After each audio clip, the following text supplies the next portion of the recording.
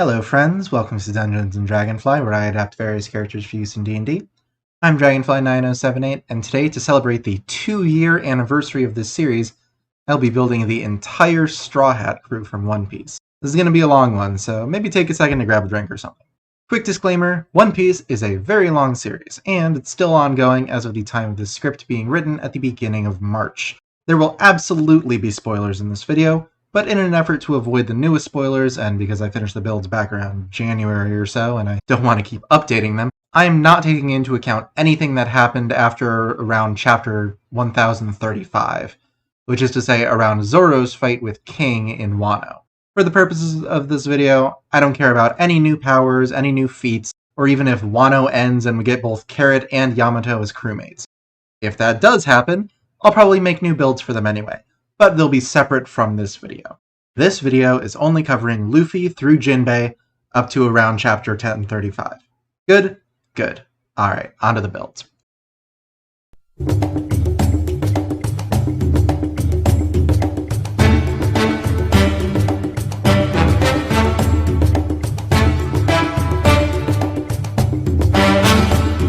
Starting off with our goals for Luffy, the captain of the Straw Hats.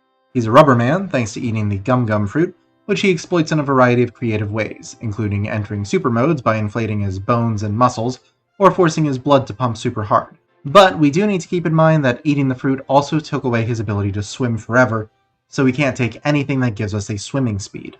He also has all 3 flavors of Haki: Observation, to sense other creatures and see a little bit into the future; Armament, to enhance his attacks and defenses and pierce others' defenses; and Conquerors, to exert his will over others, even knocking them out if they're weak enough. And perhaps his greatest and most dangerous power of all is the ability to find friends and earn their genuine trust and loyalty wherever he goes. Looking over at ability scores, I'll be using the standard point array. If you want to roll for stats, that's fine, just make sure your charisma is high enough to multiclass. Starting off with a 10 in strength. It's lower than I'd like, Luffy is freakishly strong, but we'll get some things to offset it later. Dexterity's 13, Luffy doesn't wear armor and jumps around pretty freely. We'll make Constitution 14. Luffy almost dies kind of a lot, but he always gets back up, and he can also take more punishment than most people in the series thanks to his rubber body. We'll dump Intelligence. Here's a hot take: Luffy is an idiot. Or at least he tends to rely more on instinct and intuition than on book smarts, so we'll make Wisdom 12. And we'll finish off with a 15 in Charisma. The kid's only been pirating for, 4 years-ish? Half of which was spent isolated on an island for training, and he already has his own armada? You might say he's an inspiring leader, except not, we actually won't be taking that feat.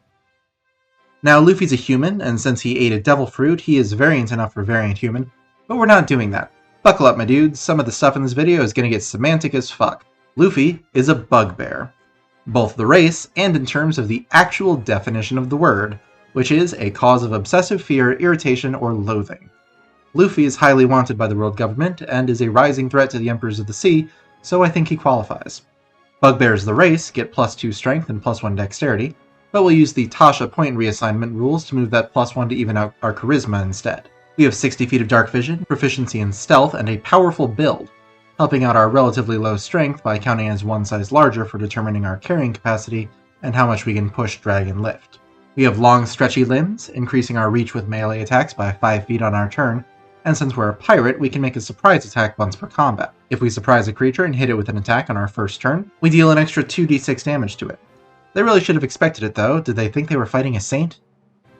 We'll take the Inheritor background, but switch out the skills for Athletics and Insight. Mostly I want the Inheritance.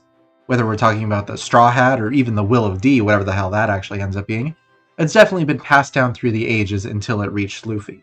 Now, Luffy loves stories of adventure, and nobody tells them better than bards. Bards get any 3 skills, I would say Intimidation, Perception, and Persuasion. Then we can use Bardic Inspiration to encourage our Nakama to succeed. We get a pool of d6s equal to our Charisma modifier that we can hand out as a bonus action. The creature we give one to can then add it to an attack, ability check, or save that they make in the next 10 minutes. For cantrips, Mage Hand reaches out with a stretchy hand to grab something, and Vicious Mockery insults an enemy, dealing up to 4d4 psychic damage if they fail a wisdom save, and giving them disadvantage on their next attack. Stick out your tongue and call them an idiot. That should make them mad.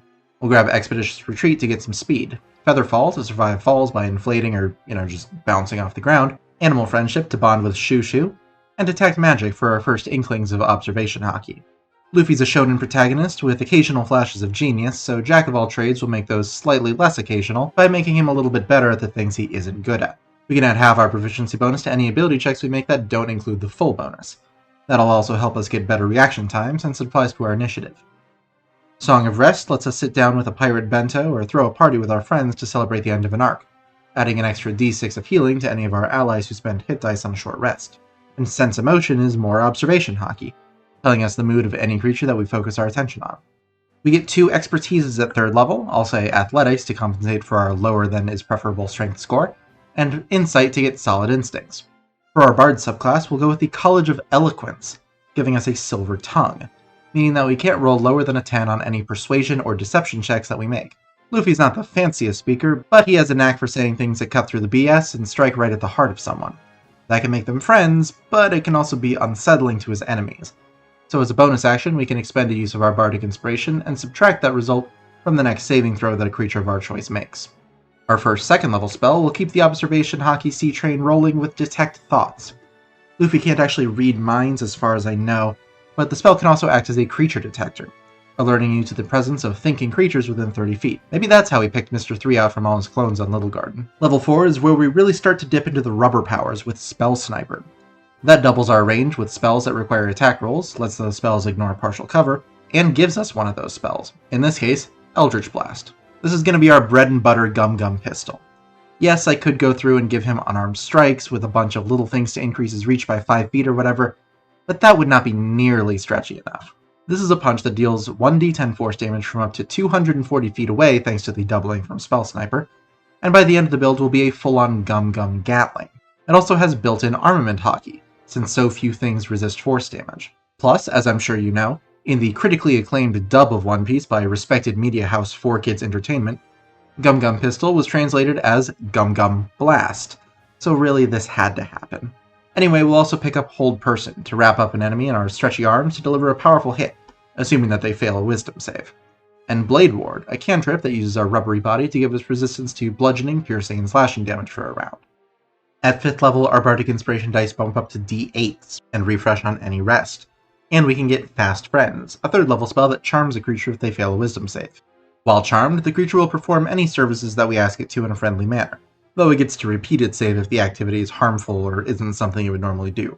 And the spell just ends if the request would be fatal. It's kind of like a mix between Charm Person and Suggestion. Luffy's very presence bolsters his allies, so Counter Charm at level 6 lets us use an action to give ourselves and allies within 30 feet of us advantage on saves against Charming and Frightening for a turn. And as an Eloquence Bard, we get Unfailing Inspiration. If a creature adds one of our Bardic Inspiration dice to a check and still fails, they can keep the die and use it again. Eloquence Bards also get Universal Speech, or in other words, the voice of all things. Once per day, as an action, we can choose a number of creatures up to our Charisma modifier within 60 feet of us. Those creatures can understand our words for an hour, regardless of what language we speak. It seems like pretty much everyone in One Piece speaks the same language, so this is more for use on animals. Speaking of, we can also get Speak with Animals, to understand and communicate with beasts for 10 minutes. So I guess use this with beasts and Universal Speech on more magical creatures. There aren't any 4th level spells I want just yet, so we'll go for our first taste of Conqueror's Hockey with Sleep. We roll 5d8s, then creature in a 20-foot radius around a point we choose fall asleep, starting with the lowest HP, then going up until we hit the total that we rolled on the d8s. We'll pick up the Fighting Initiate feat at 8th level, because I actually do want the unarmed fighting style along with the Eldritch Blasts. Our unarmed strikes deal a d6 of damage, or a d8 if we aren't holding a weapon or a shield, and we can deal a d4 each turn to a creature we have grappled. Punching from a distance with the Eldritch Blast is great and should be your go-to, but sometimes you just really need to belt some smug asshole right in the face. Still no 4th level spells I want, so Thought Shield will empty our mind even more than it already is, preventing other creatures from reading or detecting our mind, or contacting us telepathically unless we want them to. We also get advantage on saves against effects that we tell if we're lying, which pairs nicely with our automatic 10 or higher on deception checks thanks to Silver Tongue. Our Song of Rest goes up to a d8 at 9th level for bigger parties, and we can pick up Hold Monster, which is like Hold Person but without the humanoid restriction. Luffy can stretch far enough to hold down most creatures, but this could also be cowing them into submission with Conqueror's Hockey. At 10th level, our Bardic Inspiration dice become d10s. We get 2 more expertises, I would say Persuasion and Perception, and we get 2 Magical Secrets, spells from any list that count as Bard spells for us. The first of which gives us our first gear, which is of course called Gear Second. With Haste, for up to a minute, we make our blood pump faster, doubling our speed and giving us +2 AC and an extra action that we can use to dash, disengage, hide, use an object, or make a weapon attack. When the spell ends, though, we have to take a round off due to the backlash. Our other magical secret at this level will give us the advanced application of Conqueror's Haki with Staggering Smite. The first time we hit a creature with a melee weapon attack while the spell is active, they take an additional 4d6 psychic damage and have to make a wisdom save. If they fail, they have disadvantage on attacks and ability checks, and can't take any reactions until the end of their next turn. This does only work with melee weapon attacks, meaning not Eldritch Blast, so it's a good thing we picked up Unarmed Fighting a few levels back. We also get one more Bard cantrip at this level, and, Friends? Sure, that works, giving us advantage on charisma checks against a creature for up to a minute, though afterwards they become hostile to us. Just like with 4th level spells, I don't want any 6th level spells, so we'll pick up another advanced Haki application, this time Armament's ability to blow things up from the inside, with Shatter. Creatures in a 10-foot radius sphere around a point have to make a Constitution save, taking 3d8 thunder damage on a fail, half on a success.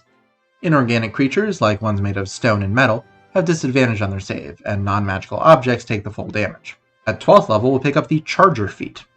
After we take the dash action, we can make either a melee weapon attack or try to shove a creature as a bonus action. If we move 10 feet in a straight line right before, we get +5 to the attack's damage or can shove the creature an additional 10 feet. This really isn't all that good, especially with our low strength, but our athletics expertise makes the shoving kind of viable, and I really wanted to get the Gum Gum Rocket in the build somehow. If you don't like it, just bump Charisma up by 2, I guess. Our Song of Rest die goes up to a d10 at 13th level, and to continue the precedent I have now set, I will not be taking any 7th level spells and instead pick up Enlarge Reduce, to inflate our bones for gear 3rd. We become large, we get advantage on strength checks and saves, and our weapons deal an additional 1d4 damage. This doesn't technically make our unarmed strikes deal more damage, but it should. That's not all I'm doing for gear 3rd, by the way, it's actually not even the main thing, I just wanted to be able to get big since that's a thing Luffy can do. No, our real gear 3rd is Tensor's Transformation from our magical secrets. For up to 10 minutes we get 50 temporary HP, proficiency with all weapons, armor, and shields, as well as with strength and constitution saves. We can make 2 attacks with the attack action, and our weapon attacks deal an extra 2d12 force damage on a hit. We also get advantage on attacks we make using weapons, but that doesn't apply to our unarmed strikes. When the spell ends, we have to make a DC 15 constitution save or get a level of exhaustion. And our other magical secret at this level is our other gear, gear 4th, with Tasha's Otherworldly Guise. For up to a minute, we are immune to either fire and poison damage and the poison condition, or radiant and necrotic damage and the charmed condition. We get +2 AC and a 40-foot flying speed, and we can make 2 attacks using the attack action, but we can use our charisma for the attack and damage rolls instead of strength. Also, our weapon attacks count as magical, so even our regular unarmed strikes get Armament Haki. College of Eloquence bards also get Infectious Inspiration at this level. When a creature uses our Bardic Inspiration die and succeeds on their check, we can use our reaction to give a different creature one of our Bardic Inspiration dice without actually expending another use. We can do this a number of times per day equal to our Charisma modifier, meaning we effectively have a free extra short rest worth of Bardic Inspiration dice every day, which gets even better at 15th level when they become D12s. We also get more Conqueror's Haki at this level, with Power Word Stun. We pick a creature within 60 feet, and if their willpower is low, which is to say if they have 150 HP or less remaining, they're automatically stunned. There isn't a duration on the stun either, it just lasts until they pass a Constitution save on their turn. Bump Charisma to 18 at 16th level, or I suppose cap it off if you didn't want to take Charger. We don't normally get a spell at this level, but there is a lower level one that I want, so we'll retrain one of our other ones. My pick to be retrained is either Thought Shield or Fast Friends. Anyway, I want Synaptic Static for more Conqueror's Haki. Creatures within 20 feet of a point we choose make an Intelligence save or take 8d6 psychic damage, half on a success. If they fail, they also subtract a d6 from any attacks, ability checks, or concentration saves that they make for up to a minute, though they can end that by passing an Intelligence save. Our Song of Rest die also goes up to a d12 at level 17 for the biggest parties we can throw, and we get access to 9th level spells. First up is Psychic Scream, a huge blast of Conqueror's Haki that hits up to 10 creatures within 90 feet, dealing 14d6 psychic damage on a failed intelligence save, half on a success. Creatures who fail the save are also stunned, and just like Power Word Stun, there's no duration. They just remain stunned until they pass a save on their turn, in this case Intelligence. And we'll retrain another spell at this level as well. Again, I would say either Thought, Shield, or Fast Friends, whichever one you didn't retrain for Synaptic Static. That lets us get our last advanced Haki application, with Observation Haki's Foresight. It takes a minute to cast, but for 8 hours we can't be surprised, We get advantage on all attacks, ability checks, and saves that we make, and other creatures have disadvantage to attack us. That's all I really want from Bard, but you may have noticed that we have 3 levels left to go through, and that's because we're finishing off with 3 levels of Sorcerer. What subclass, you ask?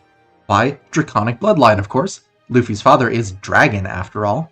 We learn Draconic, and double our proficiency bonus on Charisma checks against dragons if we're using a skill we're proficient with.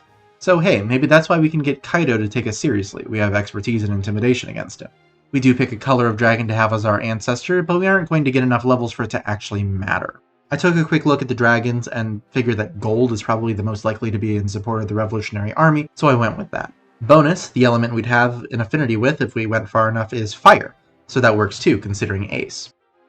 We do get Draconic Resilience, offsetting the bad Sorcerer hit dice by giving us an extra point of HP for each level of Sorcerer we get, as well as shoring up our bad AC a little by toughening and rubberizing our skin, so our AC is 13 plus our Dexterity modifier while we aren't wearing armor. For cantrips, Light and Prestidigitation are just quality of life improvements, and Prestidigitation in particular can flavor food, which is a definite plus, but I really want Firebolt and to a lesser extent Lightning Lure. Lightning Lure reaches out our stretchy arm and grabs a creature within 15 feet, pulls them 10 feet closer to us if they fail a strength save, then deals 4d8 lightning damage if they're within 5 feet of us. The real prize though is Firebolt, for Luffy's tribute to Ace, the Gum Gum Red Hawk, a powerful flaming punch that deals 4d10 fire damage on a hit, and has the same range as our Eldritch Blast Gum Gum pistol. As for Sorcerer spells, I'd go with Shield for a quick burst of Armament Hockey that boosts our AC by 5 as a reaction, and Jump to triple our jump distance. We have a Font of Magic at 2nd level, a pool of sorcery points equal to our Sorcerer level that refills on a long rest. We can also convert sorcery points into spell slots and vice versa. Our Capstone is the 3rd level of Sorcerer for 2 Sorcerer spells and Meta Magic options. For our spells, Enhance Ability gives us advantage on checks using the ability score of our choice. If we pick Strength, our carrying capacity also doubles. If we pick Dexterity, we can fall 20 feet without taking damage. And if we pick Constitution, we get temporary HP.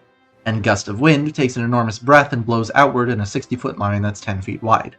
Any creatures in the area have to make a Strength save each turn or be pushed 15 feet away.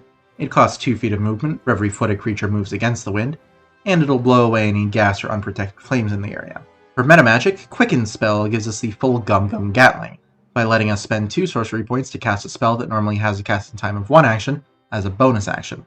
So we can fire off 2 Eldritch Blasts in 1 round for 8 attacks at anywhere between 1 and 8 targets. And Seeking spell evokes Gearport's ability to redirect his punches. If we miss with a spell that requires an attack roll, we can spend 2 key points to re-roll that attack. Now that the build is complete, the question becomes, how good is it? Well, given time to set up, we can be an absolute monster in combat. Foresight alone is an incredible buff, and it doesn't even require concentration, so we can stack it with our gear spells.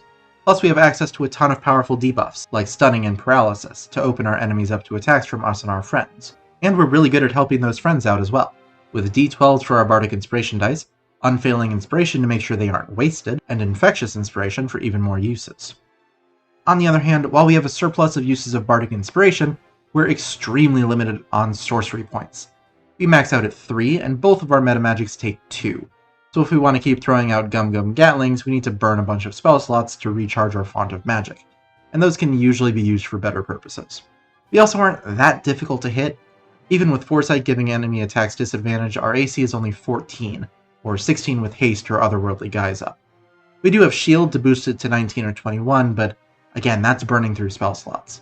And finally, Charger is bad. I like the flavor of it, and I wanted something for Gum Gum Rocket, but the build as a whole would probably be better served by using that ASI to cap off Charisma.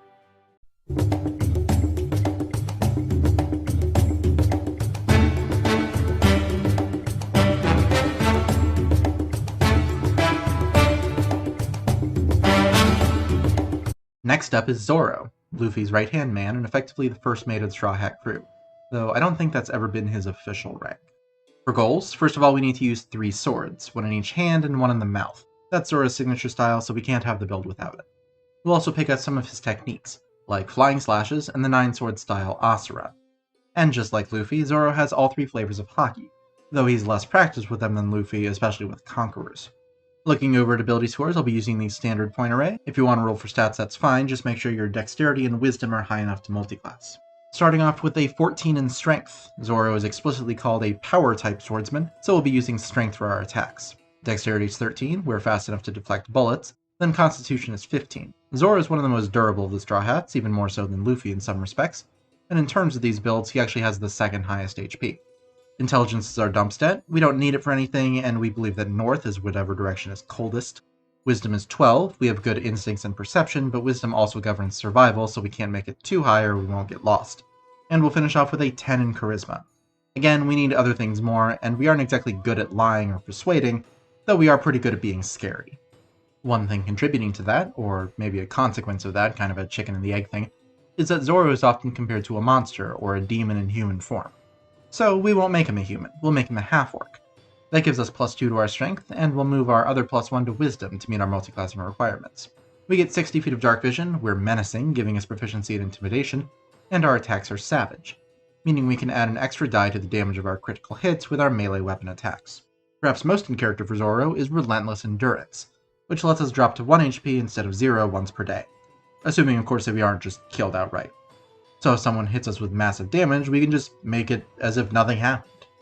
Zoro wants to be the very best swordsman like no one ever was, so we'll take the athlete background for proficiency in athletics, acrobatics, and land vehicles. Though we'll switch out the land vehicles for water vehicles since we know how to row a boat, we just have no idea where we're going. We'll start off as a ranger for proficiency in insight, perception, and stealth. The revised version of Favored Enemy gives us +2 to our weapon damage against our favored enemies, along with advantage on checks to remember information about them and track them. We can choose between beasts, fae, humanoids, monstrosities, or undead, all of which have showed up in One Piece at some point or another, and most of which Zoro has personally fought, so really any of them would work. I'd say humanoids personally, since that's what most of the other pirates we fight will be. We can't take any form of natural explorer, since both the official and revised versions prevent us from getting lost, so we'll take deft explorer instead, making us canny, which gives us expertise in athletics. We get a fighting style at level 2, and of course we'll go with 2-weapon fighting, which lets us add our ability score modifier to the damage of our offhand weapon. Rangers get spells too, like Hunter's Mark, which marks a target, giving us advantage on checks made to track it, and letting us deal an extra 1d6 damage against it with all of our weapon attacks. We'll also pick up Detect Magic for a little bit of observation hockey. Then we'll get some more with Primeval Awareness, which lets us focus our will and concentrate to sense if any of our favorite enemies are within 5 miles. Our spell at this level is Absorb Elements, which soaks up elemental damage we take, then lets us add a d6 of that damage to our next melee weapon attack.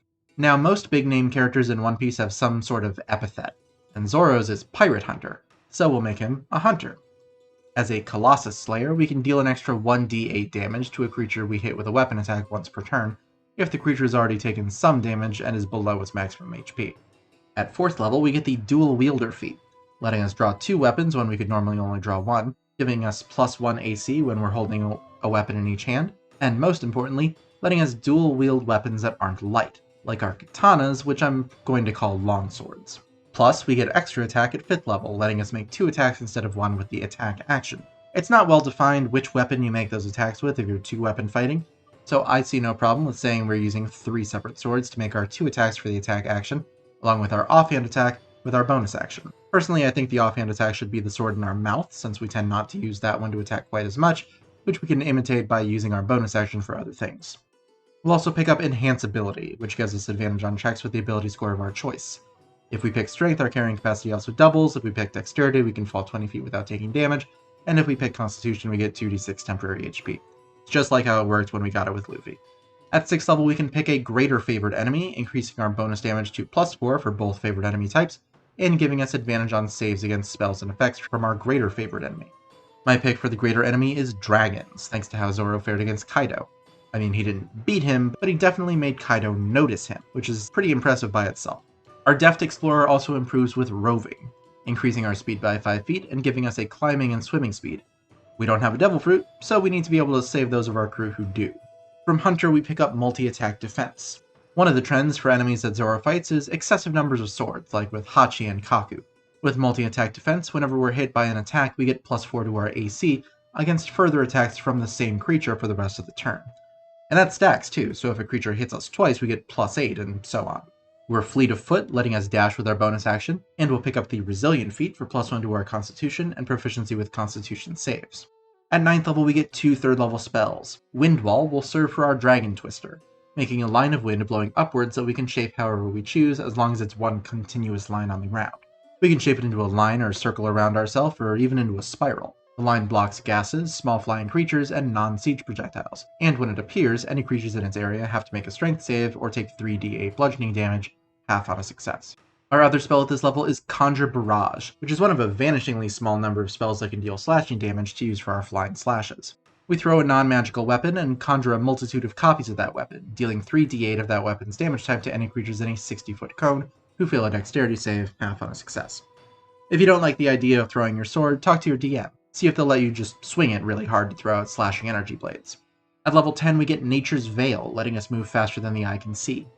A number of times per day equal to our proficiency bonus, we can use our bonus action to become invisible until the start of our next turn. Interestingly, this invisibility doesn't break when we attack, so we can go invisible to get advantage on a couple of attacks and get out of melee without provoking opportunity attacks. We're also tireless thanks to our Deft Explorer, letting us get 1d8 plus our Wisdom modifier temporary HP a number of times per day equal to our proficiency bonus. We also lose 1 level of exhaustion whenever we take a short rest. Zoro tends to push himself to his limits and heal from severe injuries improbably quickly. 11th level hunters get to pick a multi-attack option. We don't use a ranged weapon, so we'll take Whirlwind Attack, letting us use our action to make a melee attack against any number of creatures within 5 feet of us, making a separate attack roll for each target. This is going to be the bulk of our 9-sword Ashura attack, since with this we can attack 8 separate creatures, not counting any flying creatures or tiny creatures who can fit more than 1 in a space. With our next ASI we'll bump our strength to 17 and our wisdom to 14, then we'll get some more Haki at 13th level. Stone Skin coats our body with armament Haki, giving us resistance to bludgeoning, piercing, and slashing damage, though only if it's non-magical since a strong enough Haki can get through our own. And we'll pick up Guardian of Nature, or to go by Zoro's name for it, King of Hell. By applying Conqueror's Haki, our speed increases by 10 feet, our dark vision increases to 120 feet, we get advantage on all of our strength-based attack rolls, and our melee weapon attacks deal an extra 1d6 force damage on a hit.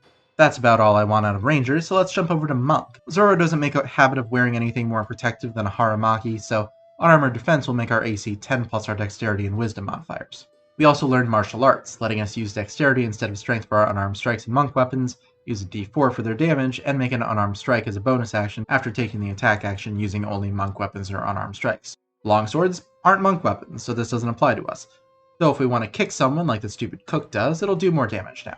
That lack of armor also makes us faster, as our unarmored movement increases our speed by 10 feet, and we can use our key for Step of the Wind, letting us dash or disengage as a bonus action and doubling our jump distance for the turn.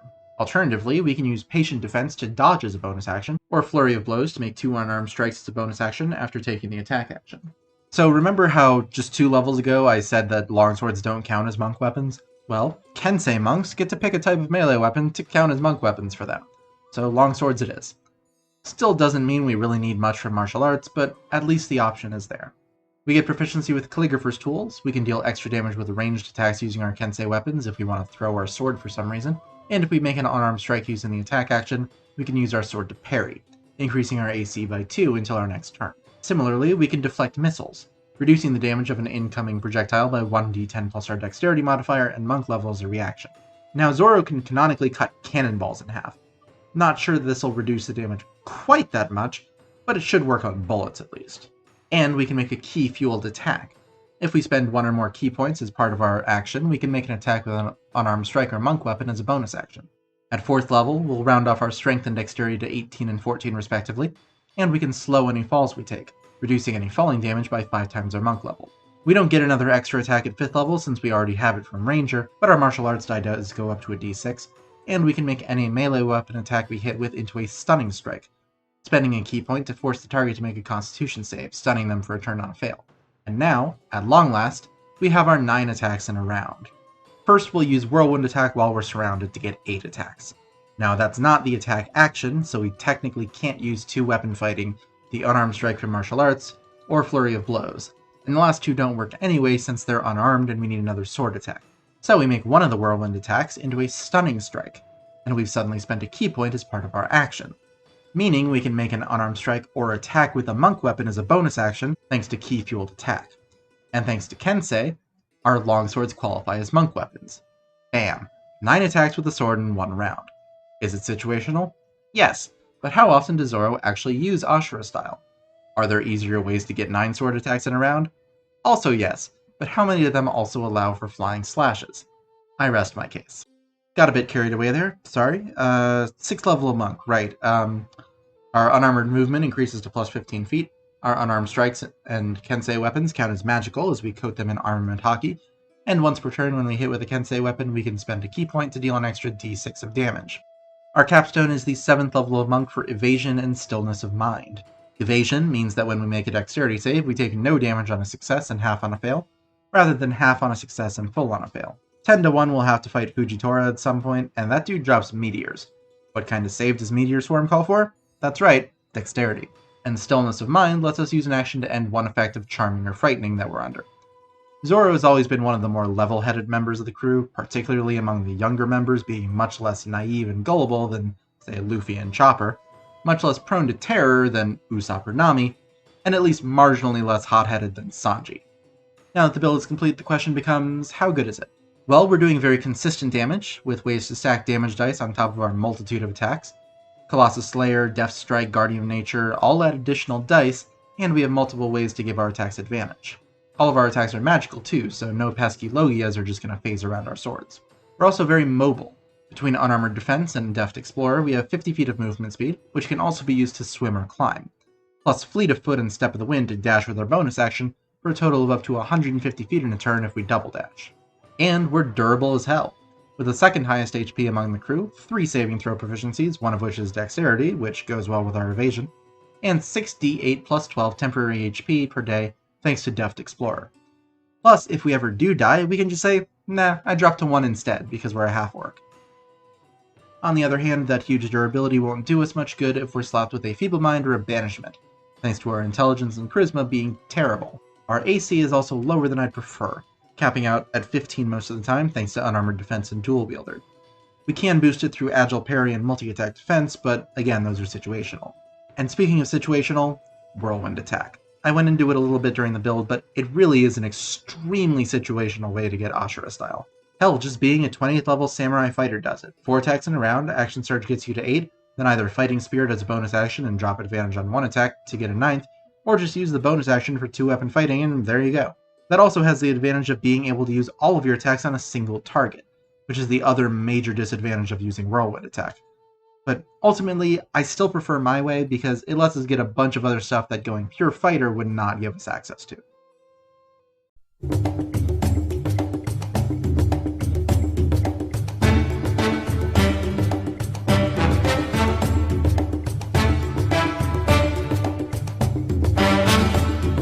Third on the list is Nami, the Straw Hat's Navigator. And yes, I know that she technically joined the crew officially after Arlong Park, but that's nitpicking and you know it. She was the 3rd member of the crew, that's where I'm going to put her.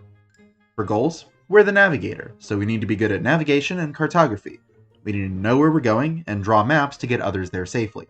As part of our Navigator skill set, we need to be able to read the weather, and Nami is especially good at that, even weaponizing the weather with her Climattact and Zeus, a living thundercloud that she stole from Big Mom. Speaking of, Nami's an expert thief, adept at using her charm and quick hands to get what she wants, earning her the epithet Cat Burglar. Looking over at ability scores, I'll be using the standard point array. If you want to roll for stats, that's fine, just make sure your dexterity, intelligence, and charisma are high enough to multiclass. We'll start off by dumping strength. About all we need it for is the Climattact, since that's a quarterstaff most of the time, but we'll get something for that later. Dexterity is 13, we need it for our light fingers, and Constitution is 10. Nami can hold her own in a fight, but she isn't especially durable. She is smart though, so we'll make Intelligence 15 so we can predict the weather by extrapolating from the condition of the air. We'll put our 12 in Wisdom, we need it for survival checks for navigating and mapping, but we can also wind up in tricky situations if we can't resist going after treasure. And we'll finish up with a 14 in Charisma, since Nami is great at thinking on her feet and spinning some story or telling people what they want to hear to turn things to her advantage. So you may have guessed by this point that I'm not making any of the Straw Hats human. That's not a bad guess, since I'm making Nami a half-elf with the Mark of the Storm. I'm also adamant that Nami's backstory is going to come into play at some point and that her heritage will be something special. She was found by Belmare, a marine officer, who was good enough to get the drop on Arlong in his prime, and would have killed him if her daughters weren't in danger. She was found in the ruins of a kingdom that was destroyed by pirates, and she just so happens to be unnaturally good at reading the weather. And you think that isn't going to be relevant? Remember what happened with Sanji? And what looks to be happening with Zoro? Come on. Anyway, Storm Half-Elves get +2 Charisma and +1 Dex, rounding them off to 16 and 14 respectively. We have 60 feet of Dark Vision, and our Fey ancestry prevents magic from putting us to sleep and gives us advantage on saves against being charmed. Since we have the Mark of Storm, we have the Storm's Boon, giving us resistance to lightning damage, as well as Windwright's Intuition, which lets us add a d4 to any acrobatics or navigator's tools checks that we make. We have a bunch of storm-themed spells that get added to the spell list for any spellcasting classes we take. We learn the Gust cantrip, and once we hit level 3, we can cast Gust of Wind once per day without a spell slot. For both Gust and Gust of Wind, we use Charisma as our spellcasting ability. We use the folk hero background, since the entirety of Kokoyashi Village knew that Nami was sacrificing herself to protect them and buy the town from Arlong. That'll give us proficiency with survival, nature, and cartographer's tools. It also gives proficiency with land vehicles, but we'll switch that out for water vehicles. That's going to be kind of a theme in some of these builds. Nami's introduced to us as a thief, so we'll start off as a rogue, giving us proficiency with athletics, sleight of hand, deception, and insight, as well as expertise in survival and sleight of hand. We're currently a pirate thief, and formerly a pirate thief who stole from pirates to give to other pirates, so we probably grew up speaking thieves' cant. We can make a sneak attack, adding an extra d6 of damage to a weapon attack we hit with using a finesse or ranged weapon, as long as we had advantage on the attack roll or an ally within 5 feet of the attack target. There are plenty of big, loud personalities on the crew, so use them as a distraction while we attack from behind. At second level, we get Cunning Action, letting us dash, disengage, or hide as a bonus action. Nami's more used to using trickery and surprise attacks than fighting on the front line, so use this to slip away. Our sneak attack damage goes up to 2d6 at third level, and as a thief we have fast hands, meaning that we can use our cunning action to make a sleight of hand check, or use our thieves' tools or another object. We're also accustomed to second story work, so climbing doesn't cost us extra movement, and we add our dexterity modifier to the distance of our jumps. We'll pick up the naturalist feat to round off our intelligence to 16 and bump our nature proficiency to an expertise. We also learn the druidcraft cantrip, which does a bunch of nature-themed role-playing or sensory effects, one of which is predicting the weather. And we can cast Detect Poison and Disease once per rest without a spell slot. Speaking of, we need spells, and our spells are developed by study, especially studying on Weatheria. So we'll jump over to Wizard. All wizards get Arcane Recovery. Once per day, when we take a short rest, we can recover expended spell slots with a total level up to half of our wizard level, none of which can be over 5th level. Now, the climb attack works by emitting balls of heat, cold, and electricity, so for our cantrips, we'll grab Firebolt, a ranged spell attack that deals up to 4d10 fire damage on a hit, Ray of Frost, another ranged spell attack, this one dealing up to 4d8 cold damage on a hit, and also slowing the target by 10 feet, and Shocking Grasp, a melee spell attack that deals up to 4d8 lightning damage on a hit, prevents the target from taking reactions for a turn, and has advantage on the attack if the target is wearing metal armor. For first level spells, Thunder Wave blasts a wave of force that deals 2d8 thunder damage on a failed Constitution save, half on a success, and pushes any creatures that fail their save back 10 feet. And Chromatic Orb is basically what I just described for how the climb attack works, throwing a ball of energy for a ranged spell attack that deals 3d8 damage in our choice of acid, cold, fire, lightning, poison, or thunder. Fog Cloud creates a 20-foot radius cloud of fog that heavily obscures the area. Absorb Elements gives us resistance to acid, cold, fire, lightning, or thunder damage as a reaction to taking that kind of damage, then adds a d6 of the same type to the damage of our next weapon attack. Guiding Hand gives us a log post to point the way to our next destination, though it only works if the destination has been visited and mapped, so it probably won't get us to Laughtail. And we'll grab Mage Armor to make our AC 13 plus our Dexterity. So Nami's whole thing is studying the weather and by doing so weaponizing it via the climb attack. There isn't really a great wizard subclass for that, so we're going to pull a little bit of trickery and loop ourselves into the Cleric's Tempest domain by becoming a Theurge. Could we have just been a Cleric? Sure, but controlling the weather via Divine Providence is much less in character for Nami than sitting down and puzzling it out via science. We're an Arcane Initiate, meaning that we can add our domain spells to our spellbook in place of our wizard spells, although only one per level. And we can add regular cleric spells if we run out of domain spells. We have both of our first level domain spells, Fog Cloud and Thunderwave, so at this level we'll pick up Silent Image to make mirages, and Create or Destroy Water from the cleric list. We mostly want the Create half since that can provide us a steady source of drinking water while we're on the sea by filling a 10-gallon container with fresh water, or making a brief downpour in a 30-foot cube. We can also channel Arcana once per rest, choosing between the Tempest Domain's Destructive Wrath, which maxes out the damage of one of our Thunder or Lightning damage rolls, or the Theurge's Divine Arcana, which as a bonus action adds 2 to the attack roll or save DC of our next spell. Our second level domain spells are Gust of Wind and Shatter, which are both on the wizard list, so we'll pick those up at third level. Gust of Wind makes a 10-foot wide, 60-foot long line of wind in any direction we like. It blows away gases and flames, any creature that tries to move against it uses 2 feet of movement for every 1 foot they move, and any creatures who start their turn in the wind have to make a strength save or be pushed 15 feet away from us. Shatter bombards a 10-foot radius sphere around a point we choose with noise, dealing 3d8 thunder damage on a failed Constitution save. Any creatures made of inorganic material, like metal or crystal, have disadvantage on their save. At 4th level, we'll pick up the Skilled feat for proficiency in any combination of 3 tools or skills. My picks are Navigator's Tools, Persuasion, and Perception. We also get another cantrip and 2 more spells. Thunderclap blasts the area around us with thunder, dealing up to 4d6 thunder damage to any creature within 5 feet of us who fails a Constitution save. Then we can use our Mirages to make ourselves invisible, and Skywrite to make symbols or letters in the sky made out of clouds. This is especially useful if they happen to be sea clouds that we can ride a waver on.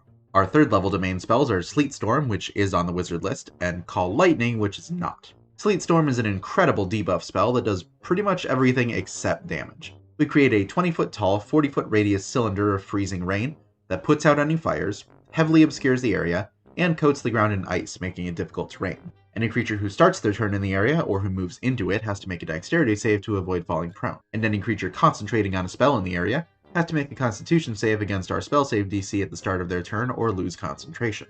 Call Lightning is normally a druid exclusive. We summon a thundercloud with a 60-foot radius above us. When we cast the spell, and as an action on our following turns, we can call a lightning bolt down to strike a point of our choice under the cloud, dealing 3d10 lightning damage to every creature within 5 feet of that point who fails a dexterity save, half on a success. The spell only works if there's room for the cloud to form, but if we cast it outside when it's already storming, we instead take control of the existing storm, and we increase the lightning's damage to 4d10. We can channel Arcana twice per rest at 6th level, and we get our domain's 1st level benefit, Wrath of the Storm. A number of times per day equal to our Wisdom modifier. When a creature within 5 feet of us hits us with an attack, we can use our reaction to force them to make a dexterity save, dealing 2d8 thunder or lightning damage on a fail, half on a success. Lightning Bolt is Fireball's slightly less iconic cousin, shooting a 100-foot line of lightning that deals 8d6 lightning damage to any creatures in its path who fail a dexterity save, of course half on a success. And Wall of Water calls up a wall of water. The wall can be 30 feet long and 10 feet high, or a 20-foot diameter ring that's 20 feet high. The wall counts as difficult terrain. Any ranged weapon attacks that pass through it have disadvantage, any fire damage that passes through it is halved, and any cold damage that hits it freezes a 5-foot section solid so it can be smashed. Our 4th level domain spells, Control Water and Ice Storm, are both on the wizard list. And wizards get a lot of spells. Anyway, Control Water lets us affect the water in a 100-foot cube in a couple of ways. We can flood the area, raising the water level or causing a wave to sweep across it, pushing any boats and possibly capsizing them. We can change the direction that the water is flowing in. We can part the water to make a trench we can walk through. Or we can make a whirlpool that pulls creatures and objects toward it and traps them if they fail a strength save, dealing 2d8 bludgeoning damage every round until they pass their check to swim away.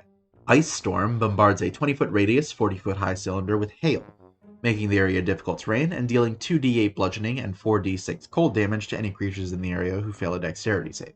We'll bump our intelligence up to 18 with our ASI at 8th level, then pick up Greater Invisibility so we can attack alongside our Mirages, and Storm Sphere. We make a 20-foot radius vortex of swirling wind that counts as difficult terrain and deals 2d6 bludgeoning damage to any creatures who enter it or end their turn in it if they fail a strength save. The spell lasts up to a minute with our concentration, and every round that it stays active, we can use our bonus action to shoot a bolt of lightning from the center of the sphere at a creature within 60 feet of it, dealing 4d6 lightning damage on a hit. Our last 2 domain spells are actually both not on the wizard list. Like I said, we can only take 1 cleric spell per level, so here we'll grab Destructive Wave, which slams the ground, dealing 5d6 thunder and 5d6 radiant or necrotic damage to any creatures within 30 feet of us who fail a Constitution save, half on a success, as well as knocking them prone if they fail. And we could already control water, but now we can control winds, changing the wind direction, making updrafts or downdrafts, or stopping it entirely. A creature walking against the wind has to spend an extra foot of movement for every foot they move. Ranged attacks that enter the wind have disadvantage. Updrafts cut falling damage in half and increase jumping height by 10 feet. And downdrafts make it hard to fly, knocking flying creatures prone if they fail a strength save each turn. At 10th level we get our domain's 6th level benefit, in this case, Thunderbolt Strike. Whenever we deal lightning damage to a large or smaller creature, we can push them back 10 feet. On a related note, our last wizard cantrip is Lightning Lure. A creature within 15 feet makes a strength save, and if they fail, they're pulled 10 feet toward us. Then, if they're within 5 feet, they take up to 4d8 lightning damage. Then Thunderbolt Strike pushes them back 10 feet. It's like a lightning yo-yo, which I now realize is a weapon I kinda want to see in One Piece. We'll also get our last domain spell, Insect Plague, which I don't understand why it's a domain spell since it isn't really storm-themed at all, but whatever. And we'll jump back to 2nd level spells for Warding Wind, which creates a localized whirlwind around us that counts as difficult terrain and gives disadvantage to ranged attacks that pass through it. For 6th level spells, Chain Lightning shoots a bolt of lightning at a target that then arcs to up to 3 other targets within 30 feet of the first. Each target has to make a dexterity save or take 10d8 lightning damage, half on a success. And since we have all of our domain spells, we can take Find the Path from the cleric list. We name a destination, then for the next day, we know the direction and distance to that destination. And if we have to choose between different paths, we automatically know which is the shortest, most direct path. It does not mean the safest path, it just means the shortest physical distance. Our last ASI can be used to boost whichever stat you want. Capping off intelligence isn't bad, neither is bumping charisma up, but I'm going to boost constitution to 12 because our wizard hit dice do not do us any favors, and we need the extra health. Even with this, we're going to have the lowest HP of any of the Straw Hats.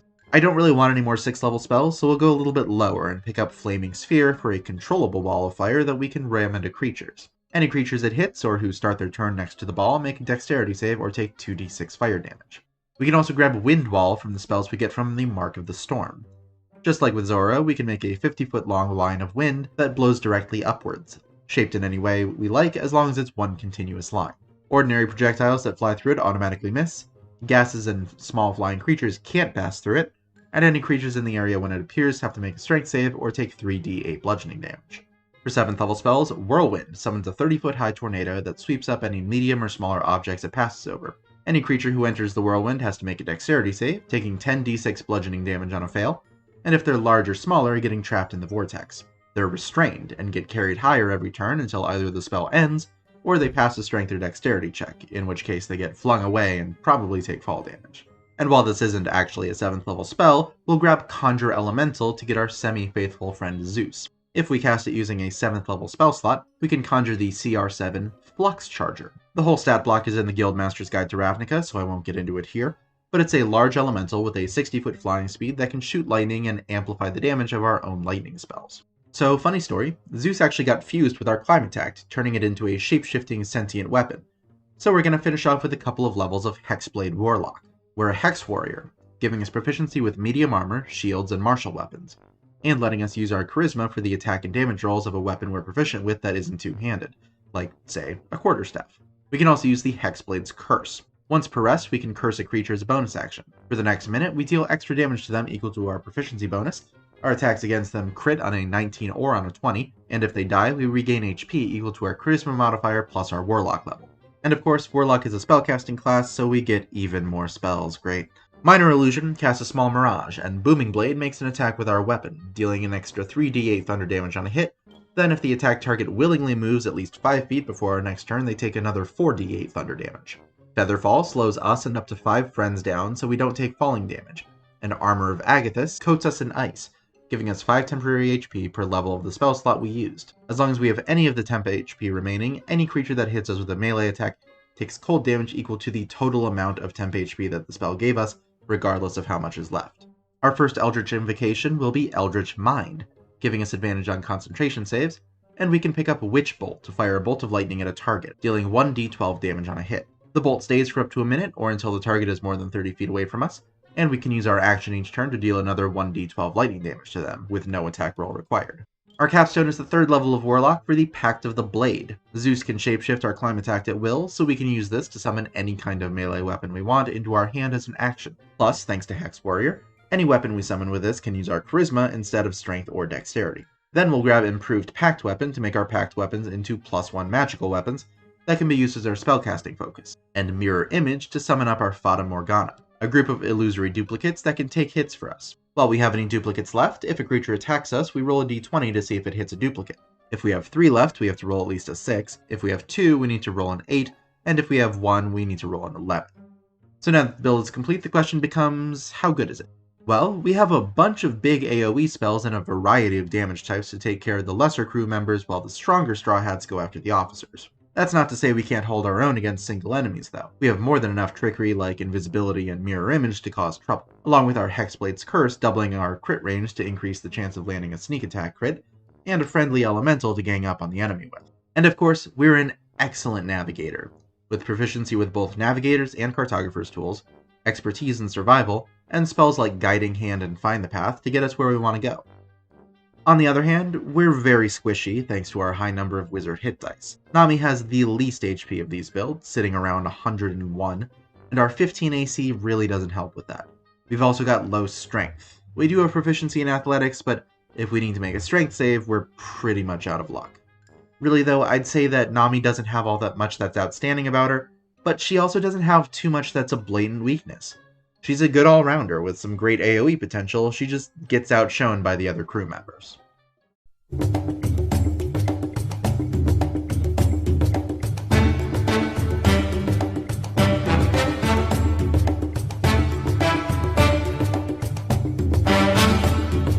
Next up is Usopp, the Straw Hat's resident marksman, and just like Luffy is going to be the Pirate King and Zoro is the King of Hell, Usopp is the Sniper King, able to hit the smallest of targets from a huge distance with his slingshot.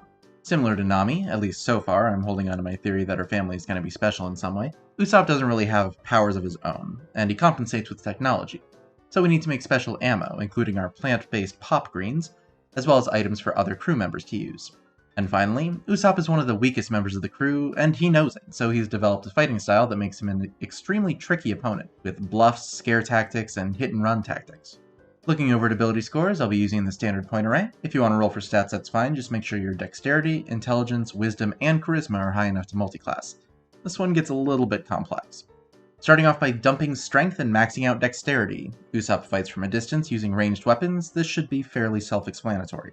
Constitution's 10, Usopp can take the occasional hit, but he isn't a monster of durability like Zoro. We'll make Intelligence 13 since Usopp does know some engineering, even if he's not great at, say, ship repair. And Wisdom will be 14, both for the perception we need as a sniper, and the common sense to be scared of things that can kill us. Then we'll finish up with a 12 in Charisma. Our lies are not always the most believable, but we've managed to bluff our way to victory over some very dangerous people. I said back in the Nami section that I wasn't planning on making any of the Straw Hats human, and this seems like the perfect place to reveal that that was, in fact, a lie. Usopp is as human as they come in One Piece, as far as we know at least, so we won't even go variant human, meaning we just get +1 to all of our ability scores. We'll go with the charlatan background, since in Wano, Usopp disguises himself as Usohachi, a literal toad oil salesman. That'll give us proficiency in deception and sleight of hand, as well as with disguise and forgery kits. So, just to get this out of the way right at the start, I'm going to be using a longbow for Usopp's Kabuto. Slingshots are not a thing in 5e outside of Homebrew, and no, slings are not the same thing. Longbows have the longest range of any weapon in the game, so that's what we're going with. Just wanted to make that clear. Now that I've gotten off my soapbox, we'll start as a rogue, which does not give us proficiency in longbows. Okay. Fine, shortbow works for now until we get martial weapon proficiency. We do get proficiency in athletics, persuasion, stealth, and performance, along with expertise in athletics and persuasion. Since we're a ranged attacker, we should be able to get good use out of sneak attack, which adds an extra 1d6 damage to our ranged or finesse weapon attacks as long as we had advantage on the attack roll, or an ally within 5 feet of the attack target. We do also know Thieves Can't like Nami, though we don't have her rich history with the language. Cunning action at 2nd level lets us dash, disengage, or hide with our bonus action, so we can disengage, get some distance, and still attack in the same round. If we're already at distance, Steady Aim at 3rd level uses our bonus action to give us advantage on our next attack roll, as long as we don't move in the same turn. That basically guarantees that we can get off our sneak attack, which also bumps up to 2d6 damage at this level. Our mobility increases even more as we become a scout. Our Skirmisher ability lets us use our reaction to move up to half our speed without provoking opportunity attacks when an enemy ends their turn within 5 feet of us. And as a survivalist, we get Nature and Survival, as not just free proficiencies, but free expertises, reflecting everything we learned from Heracles about the use of pop greens. Our first feat, I'm sure you all saw this coming, is Sharpshooter. Our ranged attacks ignore partial cover, we can attack out to our weapon's maximum range without disadvantage, and we can take -5 to our attack roll with a ranged weapon to get +10 to the damage. But I really do want to get a longbow, so we'll jump over to Ranger, which gets us martial weapon proficiency along with proficiency in perception. Then as a canny, deft explorer, that perception gets upgraded to an expertise. Our favorite enemy will be other humanoids, just like Zoro, giving us +2 to our damage against them, and advantage on checks to track them or remember information about them. We'll go with the archery fighting style at 2nd level, adding 2 to all of our attacks with ranged weapons, and we get 2 ranger spells at this level. Ensnaring Strike makes the next weapon attack we hit with burst into thorny vines, restraining the target if they fail a strength save. The target stays restrained for up to a minute, or until they or another creature successfully use their action to make a strength check to free them. And while they're restrained, they take 1d6 piercing damage every turn. Then Hail of Thorns will be our exploding cactus star, making the next ranged weapon attack we hit with explode into a rain of thorns, dealing 1d10 piercing damage to the attack target and every creature within 5 feet of them on a failed dexterity save, half that on a success.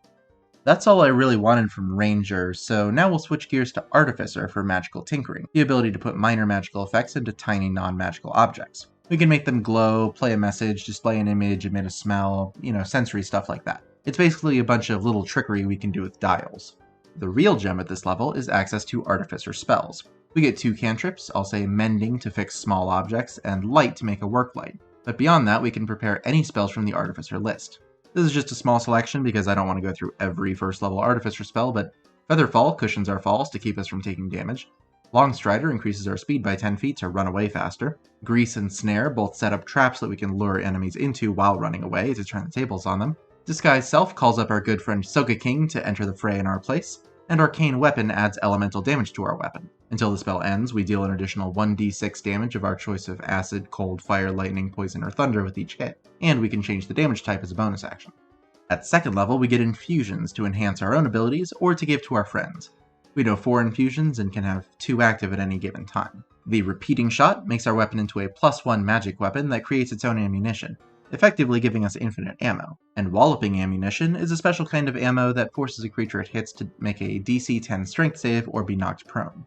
The Staff of Flowers is actually a canon item that Usopp has made, being one of the party tricks in Nami's original climb attack.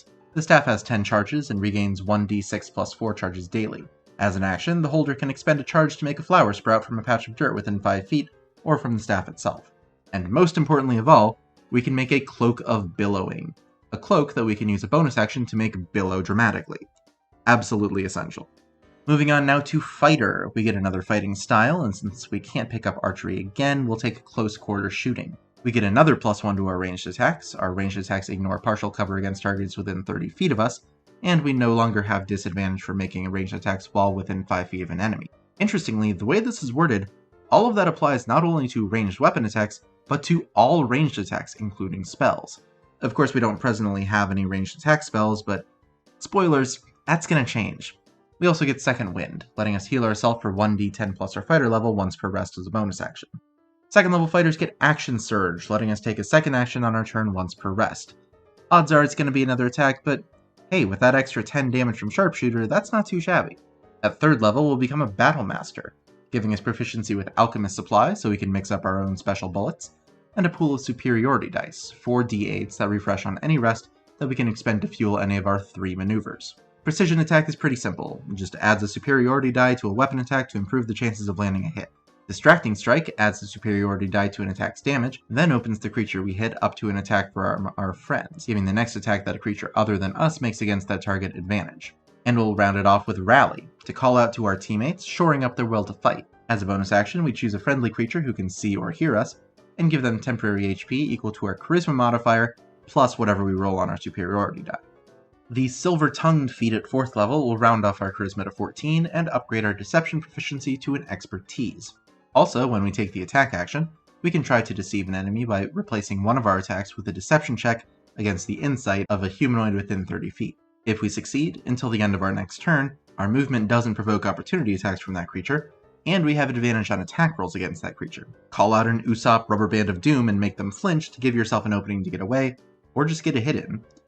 Real talk though, Usopp remains one of the few people I've seen in an anime take advantage of the trend of announcing your attacks by calling out the wrong attack name so enemies defend incorrectly. You'd think that would be more common. Anyway, since that takes up an attack, it helps that we get extra attack at level 5, letting us attack twice with the attack action, or replace one with a deception check and get advantage on the next attack. Fighters get more ability score improvements than most other classes, so at 6th level we'll grab the Spell Sniper feat, to be as accurate with our spell attacks as we are with our normal ones. Our ranged spell attacks ignore partial cover, and their range is doubled. And we get a cantrip that this actually applies to. We'll grab Magic Stone, specifically the one from the Druid list, since Wisdom is our best casting stat. We touch 1 to 3 pebbles, making them magical for up to a minute. We or another creature can throw a pebble or use it as a sling bullet. I said earlier that we're using a reflavored longbow as our slingshot, so we can't technically use it to fire these, but talk to your DM. I know I'd allow it. The stones deal 1d6 plus our Wisdom modifier bludgeoning damage on a hit, and have a 60-foot range if thrown by hand, and use the weapon's range if fired that way. It's debatable whether or not Spell Sniper actually doubles the range, since the range of the spell is touch, but again, I'd probably allow it personally. The ignoring partial cover bit definitely works though. Now, if you were really paying attention, you may have noticed that we still have 6 levels left, and haven't used our Charisma to multiclass, even though I said we would.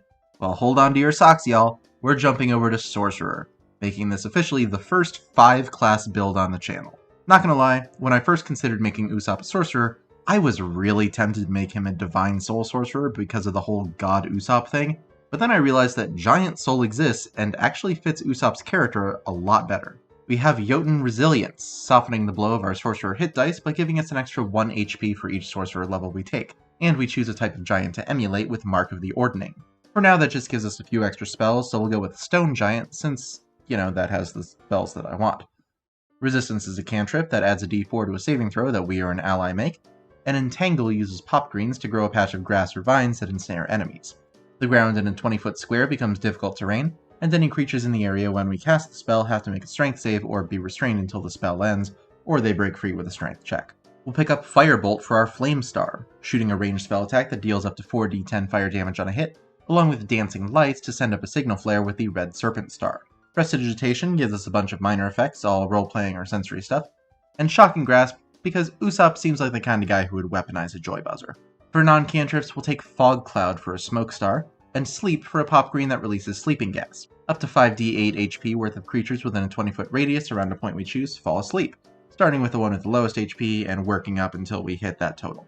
Second level sorcerers have a Font of Magic, giving us a pool of sorcery points that we can exchange for spell slots and vice versa. They also fuel our meta magic to enhance our spells. Seeking Spell lets us reroll a missed spell attack by spending 2 sorcery points, which is nice as we start to develop our observation hockey to predict enemy movements, and Distant Spell uses 1 sorcery point to either double the range of a spell whose range is at least 5 feet, or to give a touch spell a range of 30 feet.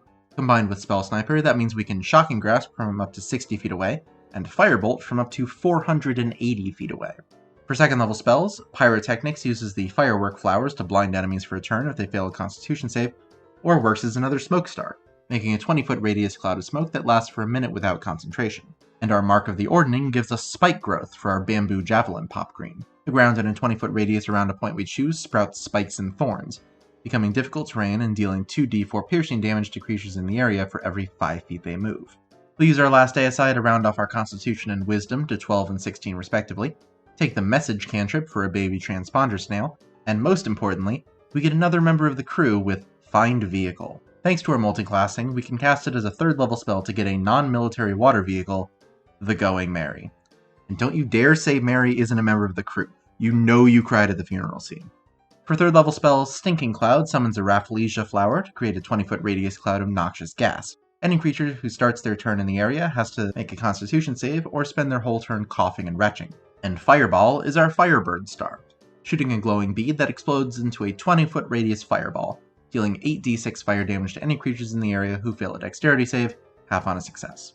Our capstone is the 6th level of Giant Soul Sorcerer for the Soul of Lost Astoria. Whenever we cast one of our Mark of the Ordning spells, which I'll remind you are Resistance, Entangle, and Spike Growth, we get a boost to our AC equal to our Constitution modifier until the end of our next turn. And our last spell hones our observation hockey further with Clairvoyance, letting us create an invisible sensor to visualize what's going on in a place we've been before, or that's an obvious location like, behind that door. We can use this like a spotter to prep for especially long shots. Now that the build is complete, the question becomes, how good is it? Well, fittingly for the crew's marksman, we excel at shooting foes down from a distance, with 600 feet of range on our Kabuto, and up to quadruple range for our attack spells thanks to Spell Sniper and Distance Spell, so we can bombard enemies before they even get close to us. We're also great at dealing damage to a single enemy. Between Steady Aim and Silver Tongue, we're almost guaranteed to have access to our sneak attack, while also making it more likely that we hit with our sharpshooter attacks for extra damage.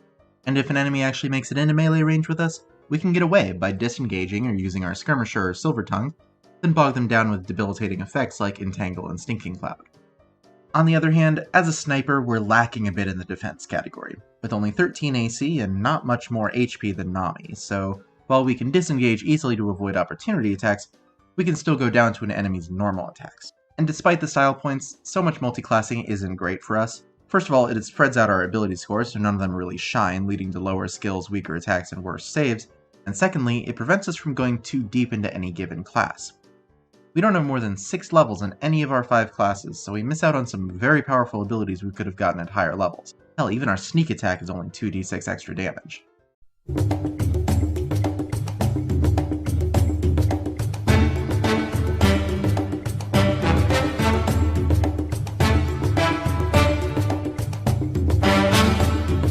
Moving on now to Sanji, the crew's cook. Obviously, as the cook, we need to cook. whipping up meals to fortify our friends. And we need to kick ass, with an emphasis on the kicking, since our legs are powerful enough to carry us through the sky and light on fire. That's partially because we were genetically engineered by the Germa to be the Nazi Power Ranger Stealth Black, though thankfully Sanji escaped from them and found his own way in the world. Looking over at ability scores, thanks to that genetic engineering, I'll be doing a point buy. If you want to roll for stats, that's fine, just make sure your dexterity and wisdom are high enough to multiclass. We'll start off with a 12 in strength. Sanji's got powerful legs, and he isn't afraid to use them. Actually, he's usually pretty eager to use them. Dexterity's 15, we're the fast to Zoro's strong among the monster trio. Then we'll make Constitution 10. We'll get some stuff to make our HP higher later, but we still can't take as many hits as Zoro. Intelligence is 11, we're definitely the most intellectual among the monster trio, so we'll make Wisdom 14. Then we'll finish up with a 12 in Charisma. Sanji has the whole suave, princely thing down, but he also has the annoying, tired anime pervert trope, so it's kind of a mixed bag. Sanji's a genetically modified human, so variant human works perfectly. That'll boost our dexterity and intelligence by 1 each, give us proficiency in deception, and the tough feat for our tough exoskeleton, giving us an extra 2 HP per level. The Fisher background is good for a cook of the sea, giving us proficiency in survival and perception, as well as letting us harvest the waters. If we have access to a body of water with marine life in it, we can catch enough food to sustain us and up to 10 other people per day. We'll start off as a monk, since those tend to be the best at kicking the shit out of things while wearing a nice suit. We get proficiency in athletics and acrobatics, and unarmored defense makes our AC 10 plus our dexterity and wisdom modifiers. Our martial arts training lets our unarmed strikes and monk weapons deal a d4 of damage, and use our dexterity instead of our strength for their attack and damage rolls. Plus, we can make an unarmed strike as a bonus action after taking the attack action, and unlike Zoro, we'll actually use this. At second level, we get faster, as unarmored movement boosts our speed by 10 feet, and we can use our ki to dodge as a bonus action with patient defense, dash or disengage as a bonus action with step of the wind, or make 2 unarmed strikes as a bonus action after taking the attack action with flurry of blows. Third level monks can kick away cannonballs with deflect missiles, reducing the damage of an incoming projectile by 1d10 plus our dexterity modifier and monk levels a reaction, then yeeting it back with a key point if the damage is reduced to 0. And we'll put a spicy spin on our kicks with the Way of the Ascended Dragon. As a Draconic Disciple, when we hit with an unarmed strike, we can change the damage type to Acid, Cold, Fire, Lightning, or Poison. Fire is of course the most in-character choice for our Diable Jinbe. We can also use our reaction to reroll a failed Intimidation or Persuasion check, though once this results in a success, we can't do it again until we take a long rest. We also get Breath of the Dragon to unleash waves of fiery kicks. A number of times per day equal to our proficiency bonus, we can replace one of our attacks in the attack action with either a 20-foot cone or 30-foot line of the energy type of our choice, dealing 2 of our martial arts dice and damage to any creatures in the area who fail a dexterity save, half on a success. We actually can use this more than the usual number of times per day, but it does cost 2 key points every time afterwards. At 4th level, we can slow fall, reducing any fall damage we take by 5 times our monk level, and we'll grab the Chef feat. That boosts our constitution by 1, and gives us proficiency with cook's utensils. As part of a short rest, we can make a meal for a number of creatures up to 4 plus our proficiency bonus. Any creature who eats the meal and spends hit dice during the short rest heals an additional 1d8 HP. We can also make snacks over the course of an hour or during a long rest. We can make a number of these pirate lunchboxes equal to our proficiency bonus. They last for 8 hours, and a creature who eats one as a bonus action gets temporary HP equal to our proficiency. Our martial arts die goes up to a d6 at 5th level. We can make 1 additional attack per round with our attack action, and when we hit with a melee weapon attack, we can spend a key point to force the creature to make a constitution save, stunning them for a turn on a fail. If 5th level was about our attacks, 6 is about our mobility, and also a little bit about our attacks, since if we decide to deal normal bludgeoning damage with our unarmed strikes, it now counts as magical to overcome damage resistances. Our unarmored movement bonus goes up to plus 15, and we get our Skywalk with wings unfurled. A number of times per day equal to our proficiency bonus. When we use our Step of the Wind, we get a flying speed equal to our walking speed until the end of the turn. We can use Stillness of Mind to end an effect of charming or frightening on ourselves as an action. Sanji may be enamored by his female opponents, but he does usually still realize that they are, in fact, his opponents, even if he does still refuse to attack them. And Evasion helps us avoid our enemies' flashier attacks, by letting us take no damage from a successful dexterity save and half on a fail, rather than half on a success and full on a fail. The Gourmand feat heightens our chefly abilities even further, bumping our constitution up to 12 and upgrading our chef's utensils proficiency to an expertise. Additionally, we can tell if a drink or plate of food has been poisoned with an action, and during a long rest we can prepare a meal that serves 6 people. Anyone who eats it regains 2 additional expended hit dice at the end of the rest and has advantage on constitution saves against disease for the next 24 hours. I think that's about all the monk that I want for Sanji, so next we'll drive his fiery passion even higher as a cleric of the Zeal domain. That makes us a Priest of Zeal. A number of times per day equal to our Wisdom modifier, we can make a weapon attack as a bonus action after taking the attack action. Which, we could already do thanks to martial arts, but look, we're mostly in cleric for the spells, and Zeal was the domain that fit Sanji the best. Don't at me. 4 said spells. Spare the Dying stabilizes a dying creature that we touch. Sacred Flame drops a flame on a creature, dealing up to 4d8 radiant damage on a failed dexterity save. And Guidance gives a friend advice, adding a d4 to their ability check. Zeal clerics specifically get Searing and Thunderous Smites, which as far as I can tell have no restrictions that would prohibit them from being used with unarmed strikes. Searing Smite adds an extra 1d6 fire damage to an attack and ignites the target, dealing an additional 1d6 damage every turn until the fire is put out with a successful Constitution save, or in some other way, like dunking them in water or something. And Thunderous Smite adds an additional 2d6 thunder damage to the attack and forces a strength save on the creature, pushing them back 10 feet and knocking them prone on a fail. Clerics prepare from their entire spell list every day, so I'm not going to list every spell Sanji can take, but here's a couple that are in character. Detect Magic, Detect Evil and Good, and Detect Poison and Disease for some observation hockey. Purify Food and Drink to make sure our meals are safe to eat. And Create or Destroy Water to ensure there's always enough to drink while on the open ocean. Second level clerics can channel divinity once per rest. All clerics can turn undead, making any undead within 30 feet who fail a wisdom save run away from us for up to a minute or until they take damage. And Zeal clerics get Consuming Fervor, which lets us max out one of our damage rolls when we're dealing either fire or thunder damage. For second level spells, the Zeal domain gives us Magic Weapon, which does require an actual weapon, so we won't really go into that. And Shatter, which forces a Constitution save on a 10-foot radius sphere, dealing 3d8 thunder damage on a fail, half on a success. Creatures made of inorganic material, like stone or crystal, have disadvantage on their save. We also get Aid, bolstering our allies with a meal that raises their HP maximum by 5 for 3 creatures for 8 hours, and Protection from Poison, which neutralizes the poison affecting the target, and gives them resistance to poison damage as well as advantage on saves against being poisoned for up to an hour. At 4th level, we'll feel the influence of our sinister Germa family with the Shadow Touched feat. That'll bump our wisdom to 15 and let us cast invisibility once per day without using a spell slot, and with spell slots after that. We also get a 1st level illusion or necromancy spell that we can cast in the same way. My pick here is Distort Value, which either doubles or halves an object's perceived value for up to 8 hours. This is the first of 2 things that we'll get for Sanji's kick-based plastic surgery. We get another cantrip at this level too. I'll say Resistance, which works just like Guidance, but for saving throws instead of ability checks. At 5th level, our Turn Undead applies Salt to any weak undead who fail their save, automatically destroying them if they're CR 1/2 or less.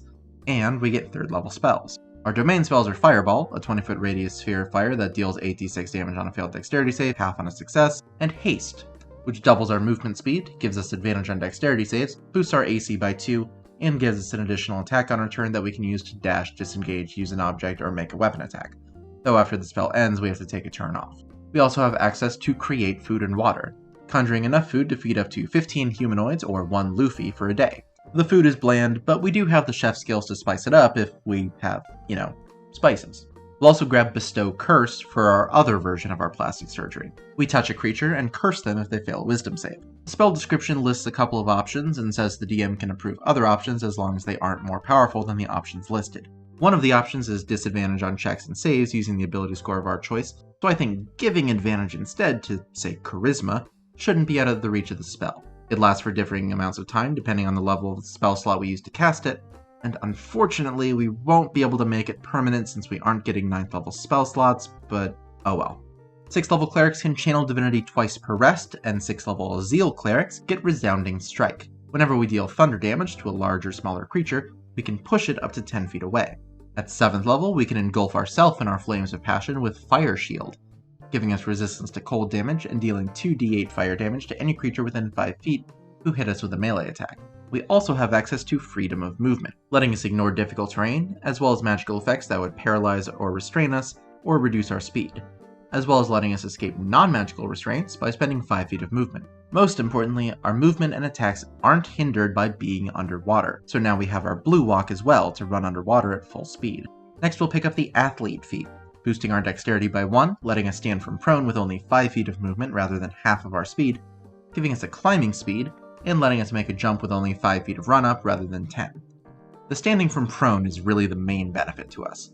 Sanji does enough handstands that we can't waste half of our movement to stand up every time we fall. And 8th level Zeal clerics get Divine Strike, adding an extra d8 of damage to one of our weapon attacks every turn.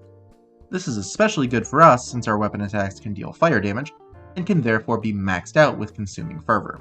Additionally, our Turn Undead destroys creatures up to CR1 if they fail their save. Our 5th level domain spells are both big AoEs. Flame Strike isn't really our style, summoning a roaring column of flame that deals 4d6 fire and 4d6 radiant to a 10-foot radius, 40-foot high cylinder on a failed dexterity save, half that on a success. Destructive Wave, on the other hand, is a little bit more our speed, slamming the ground and forcing a Constitution save on creatures in a 30-foot radius, dealing 5d6 thunder and 5d6 of either radiant or necrotic on a fail, half on a success, and also knocking creatures who fail prone. 10th level clerics can ask for Divine Intervention. We pray to whatever god we like, describing the sort of intervention we'd like, and then roll a percentile die. If we roll less than or equal to our cleric level, the intervention happens however the DM describes. If it actually goes off, we can't request aid again for 7 days. If it doesn't, we can try again after we long rest. We also get one last cantrip. How about, light? At 11th level, we get 6th level spells, and the biggest reason I wanted these cleric levels, Turn Undead, automatically destroying undead of CR2 or less who fail their save. I'm joking, of course, we're here for Hero's Feast. We take 10 minutes to cook a feast that serves up to 12 people and takes an hour to eat. Any creatures who eat it are cured of all diseases and poisons, then for the next 24 hours, they're immune to poisons and being frightened, get advantage on all wisdom saves, and increase their max HP by 2d10, along with gaining the same amount of HP to top them off. Our capstone is the 12th level of Cleric for one last ability score improvement, so we'll round off our Dexterity and Wisdom to 18 and 16 respectively. Now that the build is complete, the question becomes, how good is it? Well, our mobility is great, with 45 feet of movement in a turn, a climbing speed, freedom of movement to operate underwater, and a bonus action dash that gives us a flying speed up to 6 times per day. We're also dealing very consistent damage, since we get 2 to 4 attacks in a round, all of which deal magical damage, and one of which deals an extra d8 thanks to our Divine Strike. Plus we have some big AoEs if we need them. And we can give our allies a morale boost as well as a mechanical one, with our meals, with Hero's Feast providing the largest benefit of course, but lighter fare like Chef and our spells to provide HP buffs and enhanced hit dice healing and recovery to keep them in top fighting form. Not to mention just, keeping everyone fed and healthy while we travel. That's pretty important too. On the other hand, a good deal of our spells and abilities deal fire damage, require dex saves, or both of which are very commonly resisted. It also hurts a little bit to not go deeper into Monk. Monk is a little bit tricky to multiclass since so many of its abilities build on themselves as you level up, and with only 8 levels we're stuck with a d6 for our martial arts die and only 8 key points per rest, which can dry up pretty quick. And this is a fairly minor flaw all things considered, but it does hurt our pride as a chef that we can't always feed everyone. Heroes Feast, Harvest the Waters, and Create Food and Water provide enough food for the whole crew, but the Chef Feed only makes a meal for 10 and enough snacks for 6, and Gourmand's meal caps at 6 too, so someone is bound to be left out. Next up is Chopper, right? Not quite. I think y'all are forgetting someone.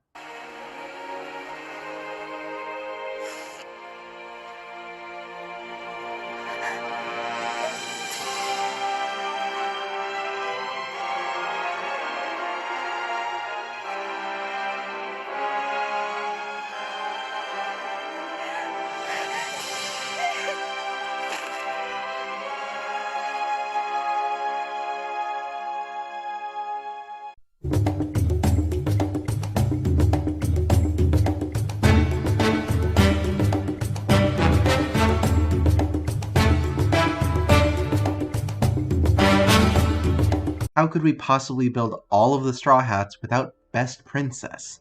So what do we want for Vivi? Well, we need to be a princess, with the wisdom and charisma to lead our people as their beloved monarch.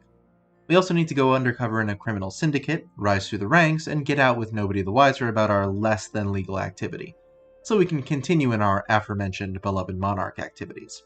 And finally, we need our beloved mount, friend, and fellow Straw Hat, Karoo. Hey, he's got the X on his wing, so he's a part of the crew. I don't make the rules. Looking over at ability scores, I'll be doing a point buy. If you want to roll for stats, that's fine, just make sure your dexterity and wisdom are high enough to multiclass. We'll start off with an 8 in strength. Vivi's plenty strong, but that's more inner strength, strength of character, that sort of thing, rather than sheer brute force. She is naturally nimble and acrobatic though, so we'll make dexterity 14. Constitution is 10, Vivi's taken down pretty easily when she's masquerading as Miss Wednesday, and while she was Miss Wednesday, she didn't think to I don't know, dye her incredibly recognizable hair, so we'll make intelligence 10 as well. Then we'll finish off with a 15 in wisdom and a 14 in charisma to make the best decisions possible while we lead our people and maintain a high approval rating at the same time. We'll use Variant Human for Vivi for a couple of reasons. First, she's human, so it fits. Second, I really want Usopp to be the only standard +1 to all ability scores human on the crew. And third, I just want a feat. It's not that complicated. We'll bump Dexterity and Wisdom with our 2 free points, get Proficiency in Athletics, and take the Diplomat feat. That'll bump our Charisma to 15 and upgrade our Persuasion proficiency to an Expertise. I know we don't have Persuasion yet, but that's just a consequence of how I structure these videos. We'll grab it in a minute. We're also inherently likable. Whenever we spend at least a minute talking to someone, we can make a Persuasion check against their insight. If we succeed, they're charmed by us as long as they're within 60 feet of us, and for 1 minute after they're not. Vivi's a princess, of course, so we'll use the noble background for proficiency in history and persuasion. See, told you we'd get there. But she's also somewhat sneaky, so we'll start off as a rogue. That gets us 4 skills from the rogue list. I'll say acrobatics, insight, deception, and survival, and immediately upgrades our deception and insight to expertises. We can also make a sneak attack once per turn, adding an extra d6 of damage to an attack we make with a finesse or ranged weapon if we had advantage on the attack or an ally next to the attack target. Vivi uses these sharpened peacock feather-shaped jewels on strings attached to her pinkies to attack. I'll call the smaller single jewel ones daggers, and the longer ones with multiple jewels whips. And wouldn't you know it, both daggers and whips are finesse. Funny how that works out. At 2nd level we can use our bonus action to dash, disengage, or hide with cunning action. Then at 3rd level our sneak attack damage goes up to 2d6. That's going to keep going up every odd-numbered rogue level that we get. We also become an assassin at level 3, giving us bonus proficiencies with disguise kits and poisoner's kits, and letting us, as you may expect from an assassin, assassinate. We get advantage on any attack roll we make against a creature that hasn't acted in the current combat, and if we hit a surprised creature, we auto-crit. Remember that critting does double all of our damage dice, including the ones from sneak attack. We'll take a page out of Zoro's book at 4th level with the Dual Wielder feat. That gives us +1 AC while we're dual wielding, lets us draw 2 weapons when we could normally draw 1, and crucially, lets us dual wield weapons that aren't light, like, for example, our whips. Do bear in mind that even though our sneak attack damage goes up to 3d6 at level 5, we can only use sneak attack once per turn even if we are dual wielding. We can also leverage our natural flexibility and acrobatic skill with Uncanny Dodge, having the damage we take from an attack that hits us as a reaction. 6th level brings us 2 more expertises, like acrobatics and athletics. And 7th level bumps our sneak attack up to 4 dice and gives us evasion, letting us take no damage from a successful dex save and half on a fail, if we would normally take half on a success and full on a fail. We'll round off our dexterity and charisma to 16 apiece with our 8th level ASI, then our sneak attack goes up one last time to 5d6 at 9th level, and we get the main thing I wanted from Rogue, Infiltration Expertise. Given a week and 25 gold, we can create a false identity for ourselves that holds up to inspection unless an obvious reason it shouldn't is given. That'll let us infiltrate Baroque works and get out when Crocodile figures out our identity, and keep the world government from realizing we were a criminal. Since we're done with Rogue, we'll jump over to Monk real quick for a 1-level dip to get Unarmored Defense, making our AC 10 plus our Dexterity and Wisdom modifiers, making it 16 currently, or 17 while we're dual wielding thanks to our feat. We do learn martial arts as well, but most of it doesn't actually apply to us. We already use Dexterity since we have finesse weapons, and both our weapons already deal a d4 of damage. It does still enhance our unarmed strikes and let us make one as a bonus action after taking the attack action, but we have a lot going on with our bonus action already, so we can mostly ignore this. Like I said, just a quick 1-level dip into Monk, so we'll move on to Ranger now, giving us proficiency in Perception. We're actually going to use the official, non-revised version of Natural Explorer. I usually prefer the revised version since it works for all terrain types and gives a handful of useful advantages in combat, so feel free to use that if you like, but Vivi really does specialize in traversing desert terrain since that's what Alabasta is. While we're traveling in a desert, our group ignores difficult terrain, we can't become lost by non-magical means, we find twice as much food as normal while foraging, we remain alert to danger even while doing something else like foraging or tracking, we're better at tracking other creatures, and while traveling alone we can move stealthily at a normal pace. First level rangers also get Favored Foe, a number of times per day equal to our proficiency bonus. When we hit a creature we can mark them as a favored enemy. They stay marked for up to a minute with our concentration, and the first time we hit them each turn, including when we mark them, we can deal an extra 1d4 damage. At second level, we'll pick up the 2-weapon fighting style to let us add our dexterity modifier to the damage of our offhand whip. I promise this isn't just a retread of Zoro, but whips don't do a lot of damage to begin with, so every little bit helps.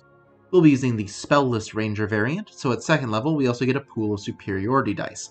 4 d8s that refresh on any rest, and then we can use to fuel our 2 maneuvers. Commanding Presence uses our princessly charisma to add a superiority die to one intimidation, performance, or persuasion check that we make, and Fainting Attack will do for our Peacock String Slasher Runback move. As a bonus action, we can expend a superiority die and get advantage on our next attack against a creature within 5 feet, adding the die to the damage if we hit. So we lash out with our whip, miss on purpose, and run it back to hit them from behind and catch them off guard. Third level Spell-less Rangers learn to make poultices. Given an hour of work, we can craft a number of poultices equal to our Wisdom modifier. We can then spend a minute applying one to a humanoid to heal them for 1d6 for every 2 ranger levels we have, rounded up. We can carry a number of these poultices equal to our Wisdom modifier at any given time, and they lose potency after 24 hours. We also get Primeval Awareness, letting us communicate simple ideas to animals and tell their emotional state. Most importantly though, we join the Beast Conclave, giving us an animal companion. The best approximation that I could find for Karoo is the Axebeak, a type of flightless bird. The stat block is in the monster manual, so I won't go into the whole thing here, but the main points are that it is a large beast, so we can ride it. It's CR 1/4, so most DMs shouldn't have too much of a problem with you getting it as an animal companion, and it has a 50-foot walking speed, so it's a definite increase in our mobility. We share a special bond with Karoo, which grants him certain benefits. He gets 2 free skill proficiencies, I'll say acrobatics and athletics, along with proficiency in all saving throws, and he shares the same benefits that we get from our Natural Explorer feature. He also uses our proficiency bonus instead of his own, and also adds our proficiency to his AC and damage rolls. He acts on his own initiative, but we decide his actions. Unless we're incapacitated, then he just acts on his own. We'll finish off with some levels of Fighter. First level fighters get another fighting style, I'll say Mariner, boosting our AC by 1 and giving us a climbing and swimming speed as long as we aren't wearing heavy armor or using a shield. We're unarmored, of course, so that's no problem. And now our unarmored defense is 17, or 18 if we're dual wielding. We also get Second Wind, letting us heal 1d10 plus our fighter level as a bonus action once per rest. Second level fighters get Action Surge, so we can take a second action on our turn once per rest, and at third level we'll do our best Wano impression and become a samurai. That lets us pick another skill from a small list, I'll say Performance, and lets us raise our fighting spirit 3 times per day. As a bonus action, we can give ourselves 5 temporary HP and get advantage on all weapon attacks we make until the end of the turn. We get another feat at 4th level, so now that we have Karoo, we'll pick up Mounted Combatant. While we're riding Karoo, we have advantage on any melee attacks we make against creatures smaller than him. We can force any attacks aimed at him to target us instead, which is good since he only has about 20 HP, and he gets Evasion, which works exactly like it did for us when we got it from Rogue, so I'm not going to go into it again. 5th level fighters can make a second attack with the attack action, so we can preserve our bonus action for the many other things we can do with it. And fighters get more ability score improvements than other classes, so we'll bump our Wisdom to 18 with our last one, so our AC ends up at 19 if we're dual wielding. Our capstone is the 7th level of Samurai for Elegant Courtier. We get proficiency in Wisdom saves, and we can add our Wisdom modifier to any persuasion checks we make. Now that the build is complete, the question becomes, how good is it? Well, our persuasion is just ridiculous. We have a plus 19. That means we can roll a natural 1 and still get a 20. And a nat 20 is 39. Our passive persuasion is 29. Plus, we can add a d8 to any of our persuasion checks up to 4 times per rest, and we auto-charm anyone we have a short conversation with who doesn't beat our absurd likability, so we have advantage on any further persuasion checks we make against them. We also make up for the abysmal damage that whips do by being able to consistently enable our sneak attack, both by being able to get advantage consistently with Fainting Attack or Fighting Spirit, and just by having our ally Karoo within 5 feet of the attack target while we ride him. And finally, believe it or not, Vivi actually has the 2nd highest AC of anyone in the crew at 19, and both she and Karoo have evasion and multiple saving throw proficiencies, plus Uncanny Dodge and Mounted Combatant to direct attacks away from Karoo and reduce their damage if they actually do hit Vivi. On the other hand, while Vivi's AC is only 1 lower than the person with the highest AC on the crew, her HP is actually exactly half of that crew member's, sitting at a fragile 104, which means we can't take all that many hits for Karoo, who only has about 20 himself.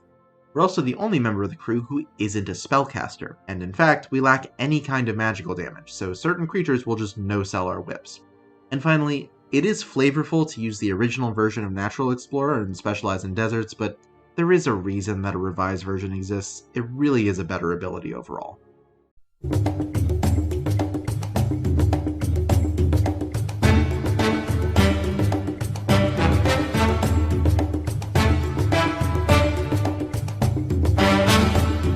So what do we want for Chopper? Well, as the ship's doctor, we need medical knowledge, plus the ability to mix up medicines to heal any injury or cure any disease. We also have our own Devil Fruit ability, the Zoan-type Human-Human Fruit, letting us shift from our native reindeer form to a human form, and to a hybrid form that we use as our default. Not to mention, we can combine our Devil Fruit power with our medical knowledge, mixing up the Rumble Ball to expand our transformation options beyond what most Zoan types can use. Looking over at ability scores, I'll be using the standard point array. If you want to roll for stats, that's fine, just make sure your dexterity, intelligence, and wisdom are high enough to multiclass. Since our default form is our hybrid form, we'll dump strength. We have other transformations that are strong, we don't really need it in our base form. We'll make dexterity 14 though, so we have the precision we need to mix up our medicines with hooves, and constitution will be 12. We don't need to be especially sturdy, but we are accustomed to cold temperatures and mountains. Intelligence is 15, we're one of the smartest members of the Straw Hats, in terms of book knowledge at least, thanks to our medical studies. But we're still fairly childish in many other respects, so wisdom will be 13. And we'll finish off with a 10 in charisma. Chopper tends to be overlooked next to the rest of the crew, to the point of being labeled as their pet directly after he turned into a giant monster in the middle of Ennie's lobby, and even now only has a bounty of 100 berries. Chopper in his hybrid form is a hooved humanoid with antlers, so we'll make him a satyr. We'll use the rules from Tasha's to reassign our ability score increases, so we get +1 to intelligence and +2 to wisdom. We also count as a fae rather than as a humanoid, and our base walking speed is 35 feet rather than the standard 30. We have magic resistance, giving us advantage on saves against spells and other magical effects, and we're a reveler who makes mirthful leaps, giving us proficiency in performance and persuasion, and increasing the distance of all of our jumps by 1d8 feet. And of course, since we have the antlers, we can use them to make unarmed strikes that deal 1d4 plus our strength modifier bludgeoning damage. Chopper grew up in a herd of reindeer before he was ousted and spent the rest of his childhood living with doctors in remote locations, so we'll take the Outlander background for proficiency in athletics and survival. We'll start off as a druid, getting us the secret druid language, proficiency with herbalism kits, and 2 skills from the druid list, I'll say arcana and medicine. We get some cantrips like guidance to add a d4 to a friend's ability check, and mold earth to let us tunnel through the ground, though admittedly pretty slowly, it's only about 5 feet per round. Druids do prepare from their entire spell list, so a few spells that work for us are Speak with Animals and Animal Friendship, since, well, Chopper is an animal himself and can therefore communicate with other animals, as well as Goodberry, which creates a handful of pills that heal whoever eats them for 1 HP and provides enough nourishment for the entire day.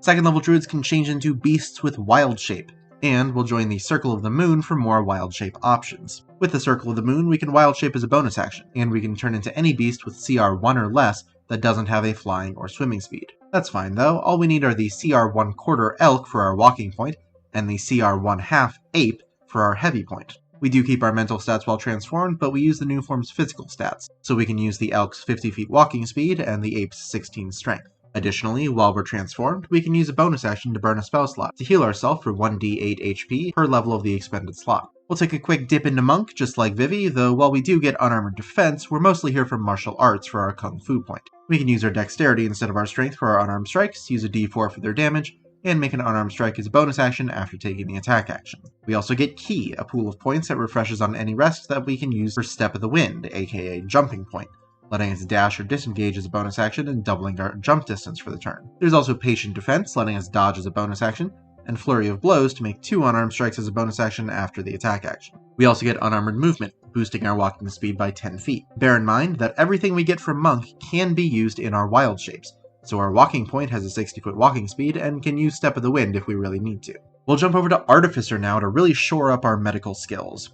As a magical tinkerer, we can apply magical effects to tiny magical objects. Glowing, sounds, smells, sensory stuff like that. We also get a bunch of spells. Just like druids, artificers have access to their entire spell list, so I won't go through literally all the ones we can take, but here's a few.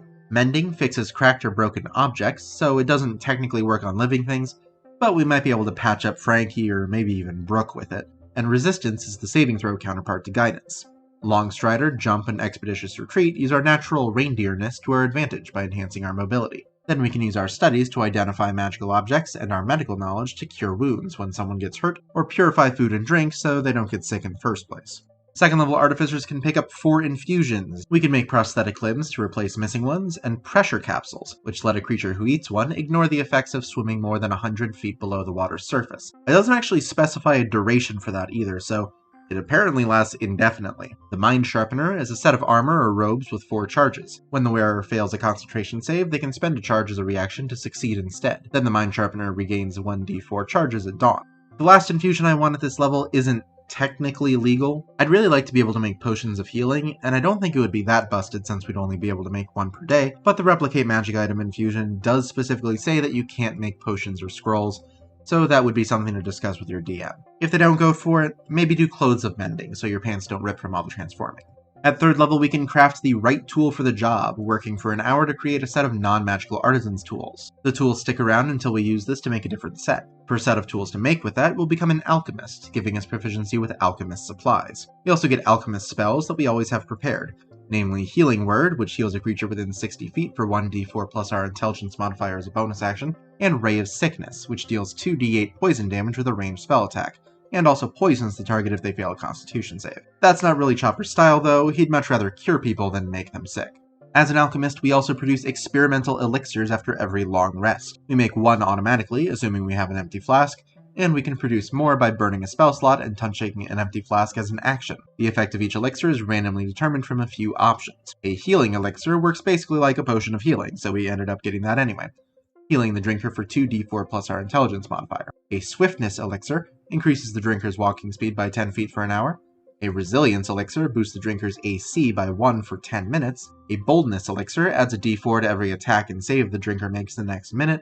A flight elixir gives the drinker a 10-foot flying speed for 10 minutes, and the transformation elixir works the most like our Rumble Ball, transforming our body like the Alter Self spell for 10 minutes. Just like the actual Rumble Ball, this gives us access to our Horn Point, as our antlers grow and become +1 magic weapons that deal 1d6 plus our strength modifier damage on a hit. Next we'll pick up the Medic feat. That'll round off our wisdom to 16, bump our medicine proficiency to an expertise, and let us treat our friends' wounds. During a short rest, we can make a DC 15 medicine check for up to 6 beasts or humanoids. For each one we succeed on, that creature can forgo rolling a hit die during the short rest and instead regain the maximum HP possible for that die.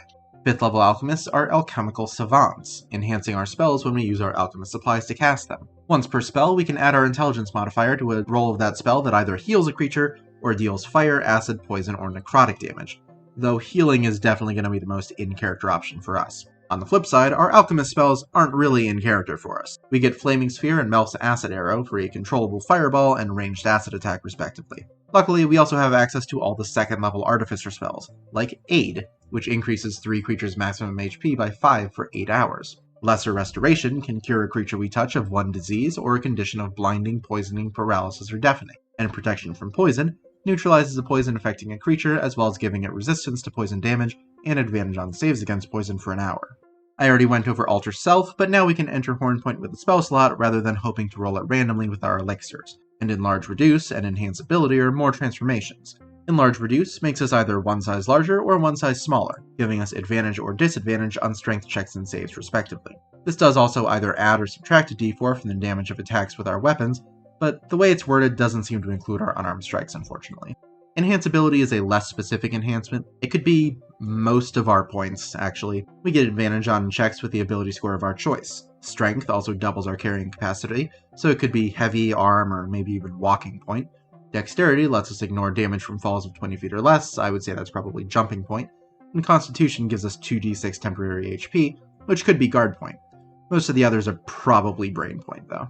At 6th level, all of our tool proficiencies are bumped up to expertises, so we're much better with our alchemist supplies and herbalism kits. We do have some others like Tinker's tools, but those are the main ones that Chopper cares about. We can also make 2 experimental elixirs at the end of a long rest instead of 1. We also get 2 more infusions at this level, like the Spell Refueling Ring, which lets us regain a spell slot of 3rd level or lower as an action once per day. That's effectively a free use of either our Wild Shape Healing or a free experimental elixir. And we can make Sending Stones for a set of transponder snails to communicate with our friends from a distance.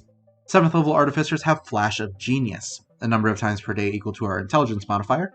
We can use our reaction to add our intelligence modifier to an ability check or saving throw that we or another creature within 30 feet of us makes. Then we'll bump our intelligence up to 18, so we can get a +4 bonus off Flash of Genius 4 times a day. 9th level alchemists can make restorative reagents. Whenever a creature drinks one of our experimental elixirs, they gain 2d6 plus our intelligence modifier temporary HP. We can also cast Lesser Restoration without a spell slot, and without preparing the spell a number of times per day equal to our intelligence modifier. Speaking of spells, our first alchemist spell at this level is Gaseous Form, which turns us into a cloud, which isn't really something Chopper really cares about. Mass Healing Word is more our speed, healing up to 6 creatures within 60 feet of us for 1d4 plus our intelligence modifier as a bonus action. There's also Protection from Energy, which gives a creature resistance to our choice of acid, cold, fire, lightning, or thunder damage. Maybe choose cold and give resistance to slow down the spread of the Ice Oni virus. And while resurrecting the dead is outside Chopper's ability, reviving someone who is only mostly dead is well within his capabilities. So we'll grab Revivify, which can revive someone who has died in the past minute. 10th level artificers are magic item adepts, letting us craft common and uncommon magic items in a quarter of the time and for half the cost, as well as letting us attune to 4 magic items instead of the standard 3. Magic items like, for example, our last 2 infusions. First up are the Boots of Striding and Springing, which give us a permanent jumping point by letting us jump 3 times our normal distance, which doubles up to 6 times with Step of the Wind. And the Gloves of Missile Snaring, which enhance our Kung Fu point by letting us catch bullets. When we're hit with a ranged weapon attack, we can use our reaction to reduce the damage of that attack by 1d10 plus our dexterity modifier. It's not quite as good as the Monks Deflect Missiles, but it works very similarly, and we couldn't stick around for 3 whole monk levels. We had multiclassing to do. In fact, we still do. Multiclassing into Ranger gives us proficiency in Nature, and as a canny Deft Explorer, that proficiency becomes an expertise. We'll take Humanoids as our favorite enemies, which gives us advantage on checks made to track them, but more importantly, gives us advantage on checks to remember information about them, which could be very important if we need to remember some crucial bit of medical knowledge. We also get +2 to our damage against them, since if we know how the human body works, we typically know how to make it not work. For our fighting style, we'll grab Unarmed Fighting to incorporate the strength of our arm point into our Kung Fu point. Our unarmed strikes deal 1d6 plus our strength modifier damage, and if we have both our hands free, the damage goes up to 1d8. We can also deal a d4 of damage to a creature we have grappled every turn. So just like Vivi, we're going to be using the Spell-less Ranger variant for Chopper, giving us Superiority Dice, a pool of 4 d8s that fuel our maneuvers. Evasive Footwork uses our jumping point and random shapeshifting to avoid attacks, letting us add a superiority die to our AC while we're moving. And Pushing Attack slams a creature with a heavy blow, adding the superiority die to the attack's damage, and pushing the target back 15 feet if they're large or smaller and fail a strength save. The 3rd level of Ranger is pretty much all stuff I want for Chopper. I know that should be pretty self-evident since ideally everything in the build should be stuff I want, but sometimes there's like spells and stuff that aren't necessary. Anyway, Primeval Awareness lets us communicate simple ideas to beasts and animals, tell their mood, and tell how to help them. Since we're a spell-less ranger, we can also make poultices. Just like with Vivi, we can spend an hour making a number of poultices equal to our wisdom modifier, then apply them to a creature to heal them for 2d6 HP. Unlike Vivi, we're going to be a monster slayer, giving us our brain points scope technique in Hunter's Sense. A number of times per day equal to our wisdom modifier, we can examine a creature within 60 feet as an action, seeing if they have any damage immunities, resistance, or vulnerabilities, as well as learning what they are. Then we have Slayer's Prey to focus on one creature. As a bonus action, we choose a creature within 60 feet, then the first time each turn we hit them with a weapon attack, we deal an extra 1d6 damage. But guess what? We aren't done multiclassing just yet. That's right, our second ever 5-class build, and it's in the same video as the first. The kid gloves are really off now, y'all. It's still not going to be a common thing, don't worry. This is not going to be a common thing. Anyway, we'll finish off as a fighter. We get another fighting style, so we'll grab Superior Technique. That adds a d6 to our pool of superiority dice and teaches us another maneuver. Parry lets us reduce the damage of an incoming attack, using our reaction to reduce the damage of an attack that hits us by the roll of the superiority die plus our dexterity modifier for an epic Kung Fu block. Though if you're wearing the Gloves of Missile Snaring, then use those on ranged attacks and save this for melee attacks. We also get Second Wind to heal ourselves for 1d10 plus our fighter level as a bonus action once per rest. It's no good if the healer dies, so the self-heal is appreciated. Then second level fighters get Action Surge, letting us take a second action on our turn once per rest. Our capstone is the 3rd level of fighter, and we get quite a bit here as we become a Rune Knight. First of all, we get Smith's Tools proficiency. Not super important, but worth mentioning, especially since it's actually an expertise thanks to our Artificer levels. We also learn to carve runes. We get 2 runes, each of which has a passive effect that is constantly active, and an effect we can invoke once per rest. These are going to be the main way we get our guard point. The Frost rune gives us advantage on animal handling and intimidation checks, and we can invoke it as a bonus action once per rest to give us +2 to all of our checks and saves that use strength or constitution for 10 minutes. And the Cloud Rune gives us advantage on sleight of hand and deception checks, and can be invoked once per rest as a reaction to us or another creature within 30 feet of us being hit by an attack. We turn into a giant ball of fur that bounces the attack to another creature of our choice within 30 feet other than the attacker. And finally, we get access to our monster point with Giant's Might. A number of times per day equal to our proficiency bonus, we can transform as a bonus action. For 1 minute, we grow to be large, we have advantage on strength checks and saves, and we can deal an extra 1d6 damage with one of our weapon attacks or unarmed strikes each turn. Plus, we can go even further by casting Enlarge Reduce while we're large to become huge, though that's really the only benefit it would give since the advantage on strength rolls doesn't stack.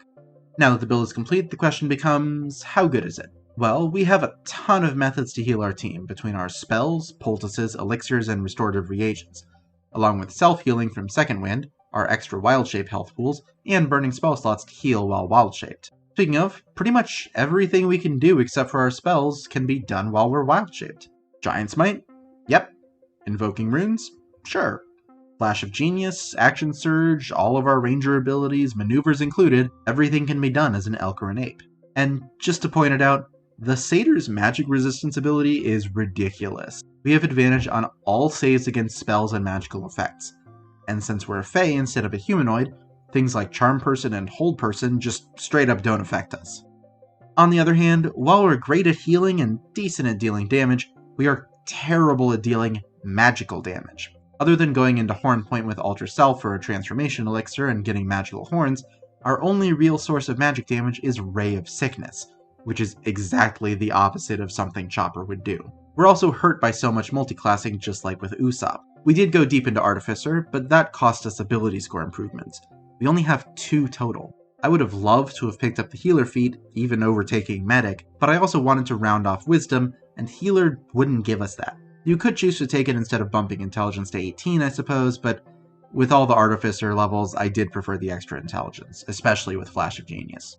And finally, I'm not entirely happy with the guard point, to be perfectly honest. I was looking into options that I felt were more fitting, like Odaluke's Resilient Sphere and the Tomb of Levistus Eldritch Invocation, but Odaluke's would have required 3 more levels of Artificer, and Tomb would have needed 5 of Warlock, so they just weren't viable, unfortunately, with all the multiclassing.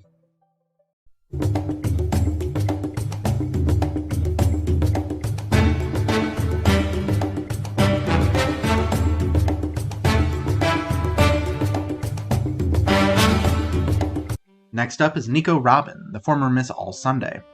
So what do we want from her? Well, Robin ate the flower fruit, which, despite the name, doesn't let her control flowers. It instead allows her to bloom copies of her body parts from various surfaces. She uses this to make arms to attack and grapple people with, eyes and ears for long-range spying, and a plethora of other uses. One of the most advanced uses Robin has shown off since the time skip is the ability to make full clones of herself. And Robin is an archaeologist by trade, making her essential to finding the One Piece, since she's one of an extremely limited number of people who can read the poneglyphs. Looking over at ability scores, I'll be doing a point buy. If you want to roll for stats, that's fine, just make sure your dexterity and intelligence are high enough to multiclass. As one of the older members of the crew, Robin has had time to hone her strengths and even out her weaknesses, so she's pretty balanced ability score-wise. We'll make Strength, Constitution, and Wisdom 12, and Dexterity, Intelligence, and Charisma 13.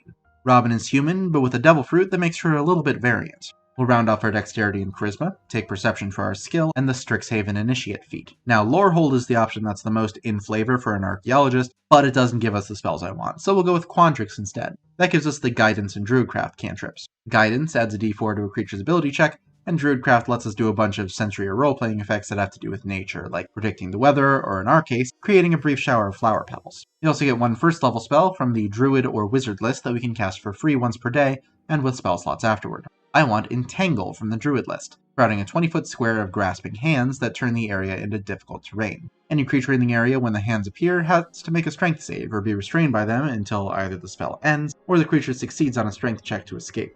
We can choose any of our mental stats to be our spellcasting stat for the feat. Intelligence is going to be our best bet.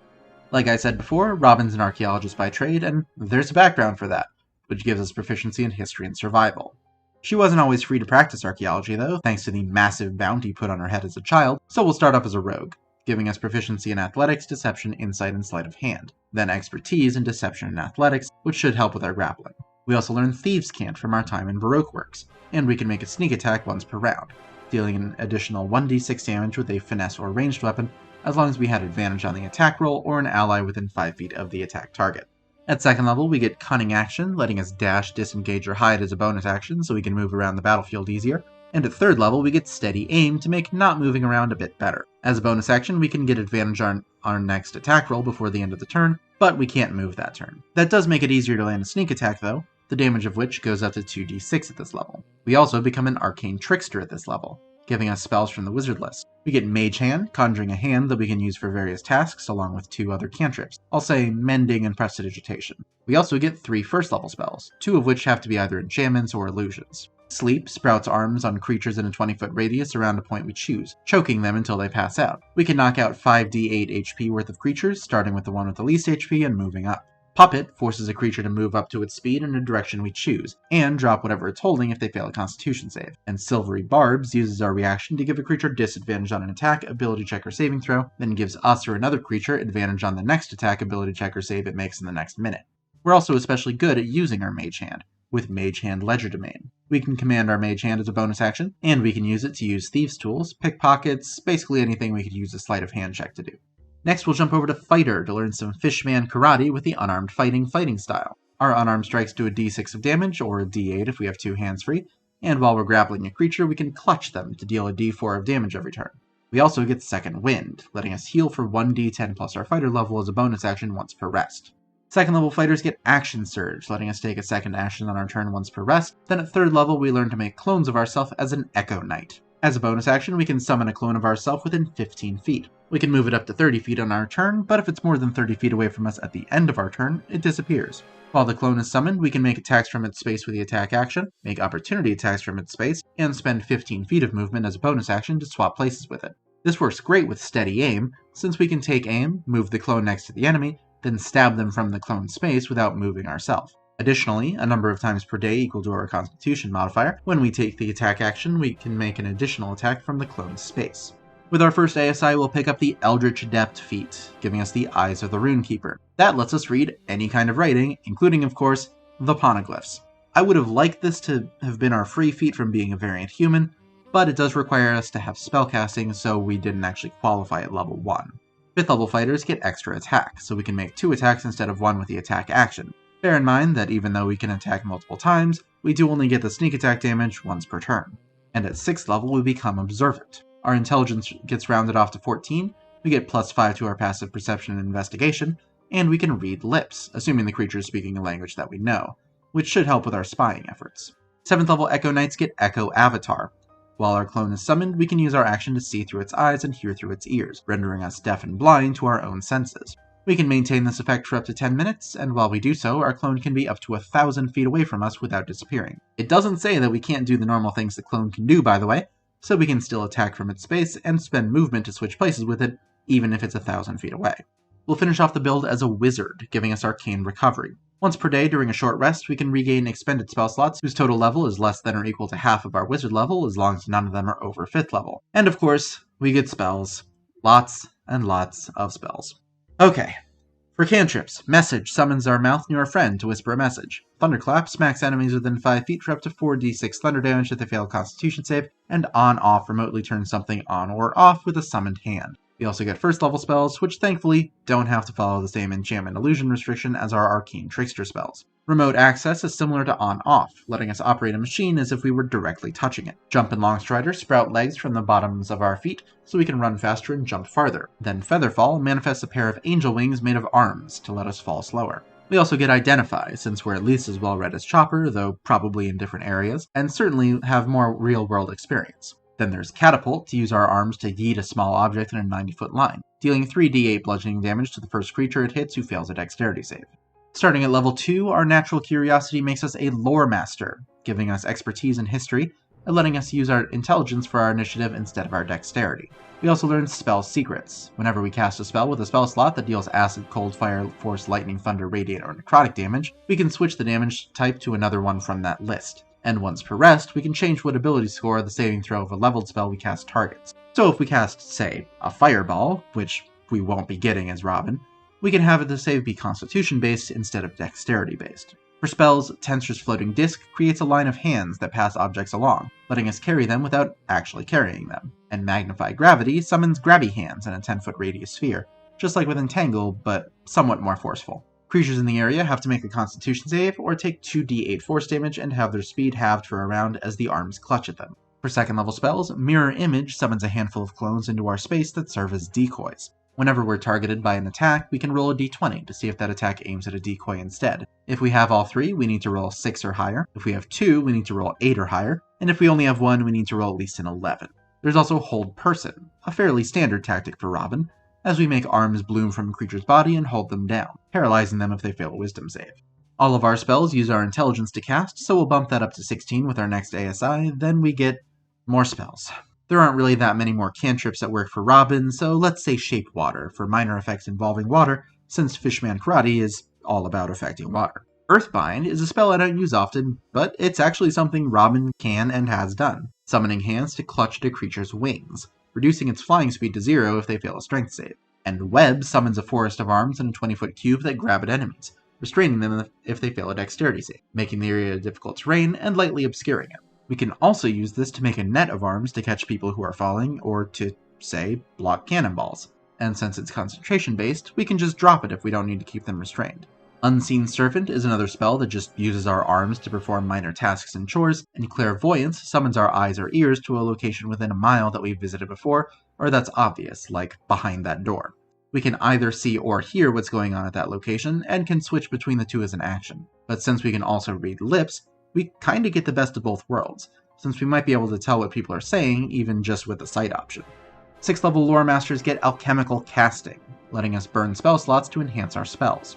When we cast a spell with a spell slot, we can burn a 1st level spell to add 2d10 force damage to the spell, assuming of course that it deals damage in the first place. Burning a 2nd level slot increases the spell's range to 1 mile if it was already at least 30 feet, and burning a 3rd level slot increases the spell's saving throw DC by 2. We'll also grab Enhanceability and Levitate. I've already gone over Enhanceability a couple of times in this video, and Levitate floats us or another creature or object 20 feet into the air as we lift them up with a tower of legs or a chain of arms. We can change the levitated entity's altitude on our turn, but it can't move horizontally unless it's pushing or pulling on something. Arcane Eye is a little bit like Clairvoyance in that it summons our eyes to view a remote location. Unlike Clairvoyance, there's no hearing option, but we can move the eyes around so we aren't set to view one specific location, and again, hey, we can read lips. We'll also grab Everard's Black Tentacles, which creates, you guessed it, a 20-foot square field of grasping arms. The area becomes difficult terrain, and any creature that enters the area or starts its turn there has to make a dexterity save, or take 3d6 bludgeoning damage and be restrained. They also take the same damage if they start their turn already restrained, though they can use their action to make a strength or dexterity check to free themselves. With our last ASI, we'll bump our intelligence to 18, and pretty much all the other spells I want are 5th level, so we'll just move on to 9th level for Hold Monster, which is like Hold Person but without the humanoid restriction, so we can fight anything we come across. There's also Telekinesis, which uses our conjured limbs to move a creature or object. We can move a huge or smaller creature if we beat their strength check with our intelligence, restraining them and lifting them into the air, or we can move an object that weighs up to 1,000 pounds. We can change what object we're affecting as an action on our turn, and since we can affect huge things, I'd say we even break out the giant hands for this one. Our capstone is the 10th level of Lore Master for Prodigious Memory. Once per rest as a bonus action, we can switch out one of our prepared spells for another one from our spellbook. We also get another cantrip, I'll say True Strike, because why not? And our last 2 spells. Steel Wind Strike lets us make melee spell attacks against up to 5 creatures within 30 feet, dealing 6d10 force damage on each hit, then we can teleport next to one of the creatures we attacked. And of course, Robin makes giant hands and feet, so we'll take Big B's Hand, which summons a large hand. When we cast the spell, and as a bonus action each turn, we can move the hand up to 60 feet and have it act in one of several ways. The Clenched Fist attacks a target within 5 feet, dealing 4d8 force damage on a hit. The Forceful Hand tries to push a creature within 5 feet of it, making a strength check against the target's athletics. On a success, the hand pushes the creature 5 feet, plus a number of feet equal to 5 times our intelligence modifier. The Grasping Hand tries to grapple a huge or smaller creature within 5 feet. While it has a creature grappled, we can use our bonus action to crush the creature, dealing 2d6 plus our intelligence modifier. And finally, the Interposing Hand moves to stay between us and a creature of our choice, giving us half cover from them and stopping them from approaching us unless they have a higher strength score than the hands. Now that the build is complete, the question becomes, how good is it? Well, we're very good at hindering enemies, with spells like Entangle and Web to mess with their movement, Hold Person and Monster to paralyze them, and even Earthbind to keep them grounded. We're also excellent at spying. Our double can go up to 1,000 feet from us and still let us use its senses, plus we have spells like Arcane Eye and Clairvoyance for remote viewing, and to top it off, we can read lips. And finally, we can enhance our spells. Increasing the save DC of our spells by 2 is particularly good, since that makes it an even 20, and there are so few ways to increase your save DC outside of magic items. On the other hand, we've got barely over 110 health and only 12 AC, so it's a good thing our Echo can attack from 1,000 feet away and keep us out of danger. We also aren't doing much in the way of damage. Our only damaging spells below 4th level are a cantrip and 2 1st level spells, so we can run out of spells that deal significant damage pretty quickly if we aren't careful, especially if we burn slots for extra effects, and our unarmed strikes aren't magical. Finally, our stats are a little uniform for my tastes. It's good that we don't have any negatives, of course, but other than intelligence, we don't really have anything particularly outstanding either.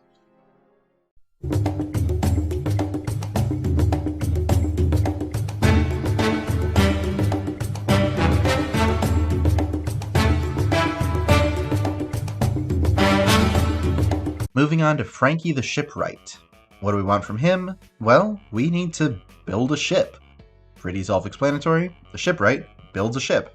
But we also need Franky's other creations, which Franky has dubbed the Battle Frankies. Most notably the most recent one, the Iron Pirate General Franky, a giant mech that Franky can pilot.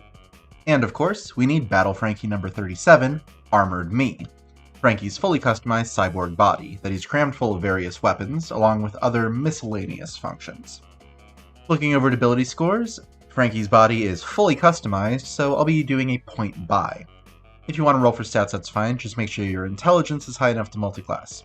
Since Franky's heavily customized to maximize his abilities, our point buy is pretty simple. We'll put 8s in Strength, Constitution, and Intelligence, and 15s in Dexterity, Wisdom, and Charisma. Franky literally calls himself a Battle Franky, so Warforged feels appropriate. With Natasha's point reassignment rules, we'll get +2 to Dexterity and +1 Charisma. Our cyborg body is also especially resilient. We're immune to disease and resistant to poison, and we don't need to eat, drink, breathe, or sleep. Instead of sleeping, we can spend 6 hours in an inactive but still conscious state. We can also integrate armor that we're proficient with into our body, giving us an extra +1 AC and preventing our armor from being removed against our will. That does mean that we actually can't wear armor that we're not proficient with, but we generally try to avoid that anyway. And our specialized design gives us proficiency with 1 skill and 1 tool. I'll say Athletics for the skill and Guitar for the tool. Franky's a shipwright, so naturally the shipwright background is an excellent choice, giving us proficiency with History and Perception, along with Carpenter's tools and water vehicles. We can also patch ships up while on the water, restoring an amount of HP to it equal to 5 times our proficiency, though we can't do so again until the ship is actually brought into port and repaired properly. Starting off as an Artificer gives us 2 skills from the Artificer list, like Arcana and Medicine, along with Tinker's Tools, Thieves' Tools, and Brewer's Supplies, so we can make our own cola to fuel our machines and ourself. We're a Magical Tinkerer, letting us add minor magical effects to tiny non-magical objects. We can make them glow, play a sound, display an image, little sensory stuff like that. For spells, we'll start off with a couple of cantrips. Mending fixes broken objects and patches cracks. We can probably do a better job with our tools, but this is good in a pinch if we don't have any material. And Light turns on our nipple lights to light up the dark. A good chunk of the crew, including us, don't have dark vision, so this should help. Artificers prepare spells from their entire list, but there really aren't that many first level spells that I want. We could absorb elements to boost our tankiness, giving ourselves resistance to acid, cold, fire, lightning, or thunder damage as a reaction when we take damage of that type. Then we add a d6 of that kind of damage to the first melee attack we hit with in the next turn. And Arcane Weapon is an Artificer exclusive spell that makes a weapon magical, and adds a d6 of our choice of acid, cold, fire, lightning, poison, or thunder damage to its damage, though we can change the damage type as a bonus action if we want to switch it up. For our infusions, we'll grab Enhanced Weapon, Enhanced Defense, and Enhanced Arcane Focus, which all work pretty much the same, adding +1 to the object's attack and damage rolls, AC, and spell attack rolls respectively, though the Arcane Focus also lets us ignore half cover with our spell attacks. The bonus for each of them also goes up to +2 when we hit the 10th level of Artificer, which, minor spoiler, we're going to. We'll also grab the Repeating Shot, a +1 ranged weapon that magically creates its own ammo, so we'll never run out of shots on our weapons left. 3rd level Artificers can always find the right tool for the job, creating a set of Artisan's tools with an hour of work. The tools are non-magical and stick around until we make another set. And we'll become a Battlesmith, giving us proficiency with Smith's tools and making us battle ready. We get proficiency with all martial weapons, and we can use our intelligence for the attack and damage rolls of our magic weapons, rather than using strength or dexterity. Most importantly, we get a Steel Defender, a medium construct that follows our orders in combat. The stat block is in the Eberron book, so I'm not going to get into it here, but we can use our bonus action to command it to act, otherwise it just takes the dodge action. It can repair itself or other objects, rend adjacent enemies, or deflect attacks away from adjacent allies as a reaction. Battlesmiths also get a couple of spells that are always prepared, in this case Shield, which adds +5 to our AC as a reaction, and Heroism, which prevents a creature from being frightened and gives it temporary HP equal to our intelligence modifier each turn. Oddly enough, our Steel Defender can be frightened, despite not being able to be charmed or exhausted. You'd think a robot wouldn't know fear. Oh well. With our first ASI, we'll pick up the Tough Feat, giving us an extra 2 HP for every level we have, and every level we get, for a total of 40 extra by level 20. Then at 5th level, Battlesmith gives us extra attack to let us attack twice with the attack action instead of once. We also get 2nd level spells, which I want significantly more of than our 1st level ones. First up are our 2 Battlesmith spells. Branding Smite makes the first weapon attack we hit with deal an extra 2d6 radiant damage and light the creature up like a Christmas tree, making them shed dim light in a 5-foot radius, making them visible if they were invisible, and preventing them from becoming invisible. And Warding Bond lets us effectively split damage between us and an ally, giving an ally resistance to all damage, and having us take the same amount of damage they take as long as they're within 60 feet of us. They also get +1 to their AC and all their saving throws. We're going to have a massive pool of HP by the end of the build, so we can use this to make, say, Nami last longer. Let's see, I've already gone over Enhance Ability a couple times, I just did Levitate with Robin. Here we go, Enlarge Reduce. We can use this to make our Steel Defender into a true Iron Pirate, making it large and therefore big enough to be used as a mount since we're medium. It also gets advantage on strength checks and saves, and its Rending Sword attacks deal an extra 1d4 damage. Pyrotechnics causes a flame to erupt into either fireworks that blind any creature within 10 feet who fail a Constitution save for a round, or a 20-foot radius cloud of smoke that heavily obscures the area for a minute. Some inventions explode, some just smoke and die. That's just how it be sometimes. Heat Metal heats a metal object until it's red hot, dealing 2d8 fire damage to any creature touching it. If a creature is holding or wearing the object, like, say, a suit of armor, they have to make a Constitution save to try to drop it if they can. If they can't, and they took the damage, they have disadvantage on attacks and ability checks until our next turn, and we can use our bonus action every turn to deal the damage again. As a Master Shipwright, we need to be good with our tools, so Tool Expertise turns all of our tool proficiencies into Expertises. Does exactly what it says on the tin.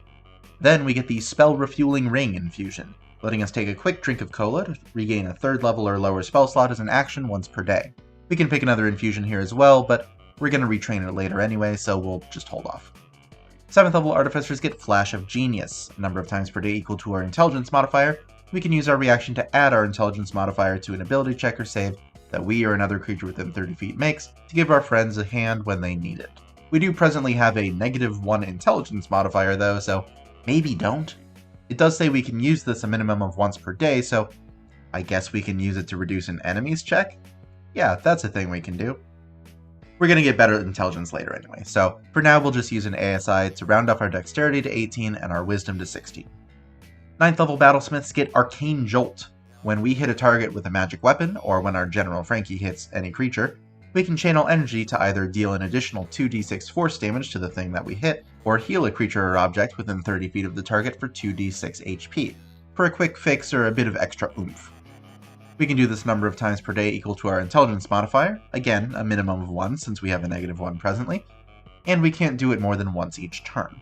Battlesmiths automatically get Aura of Vitality and Conjure Barrage.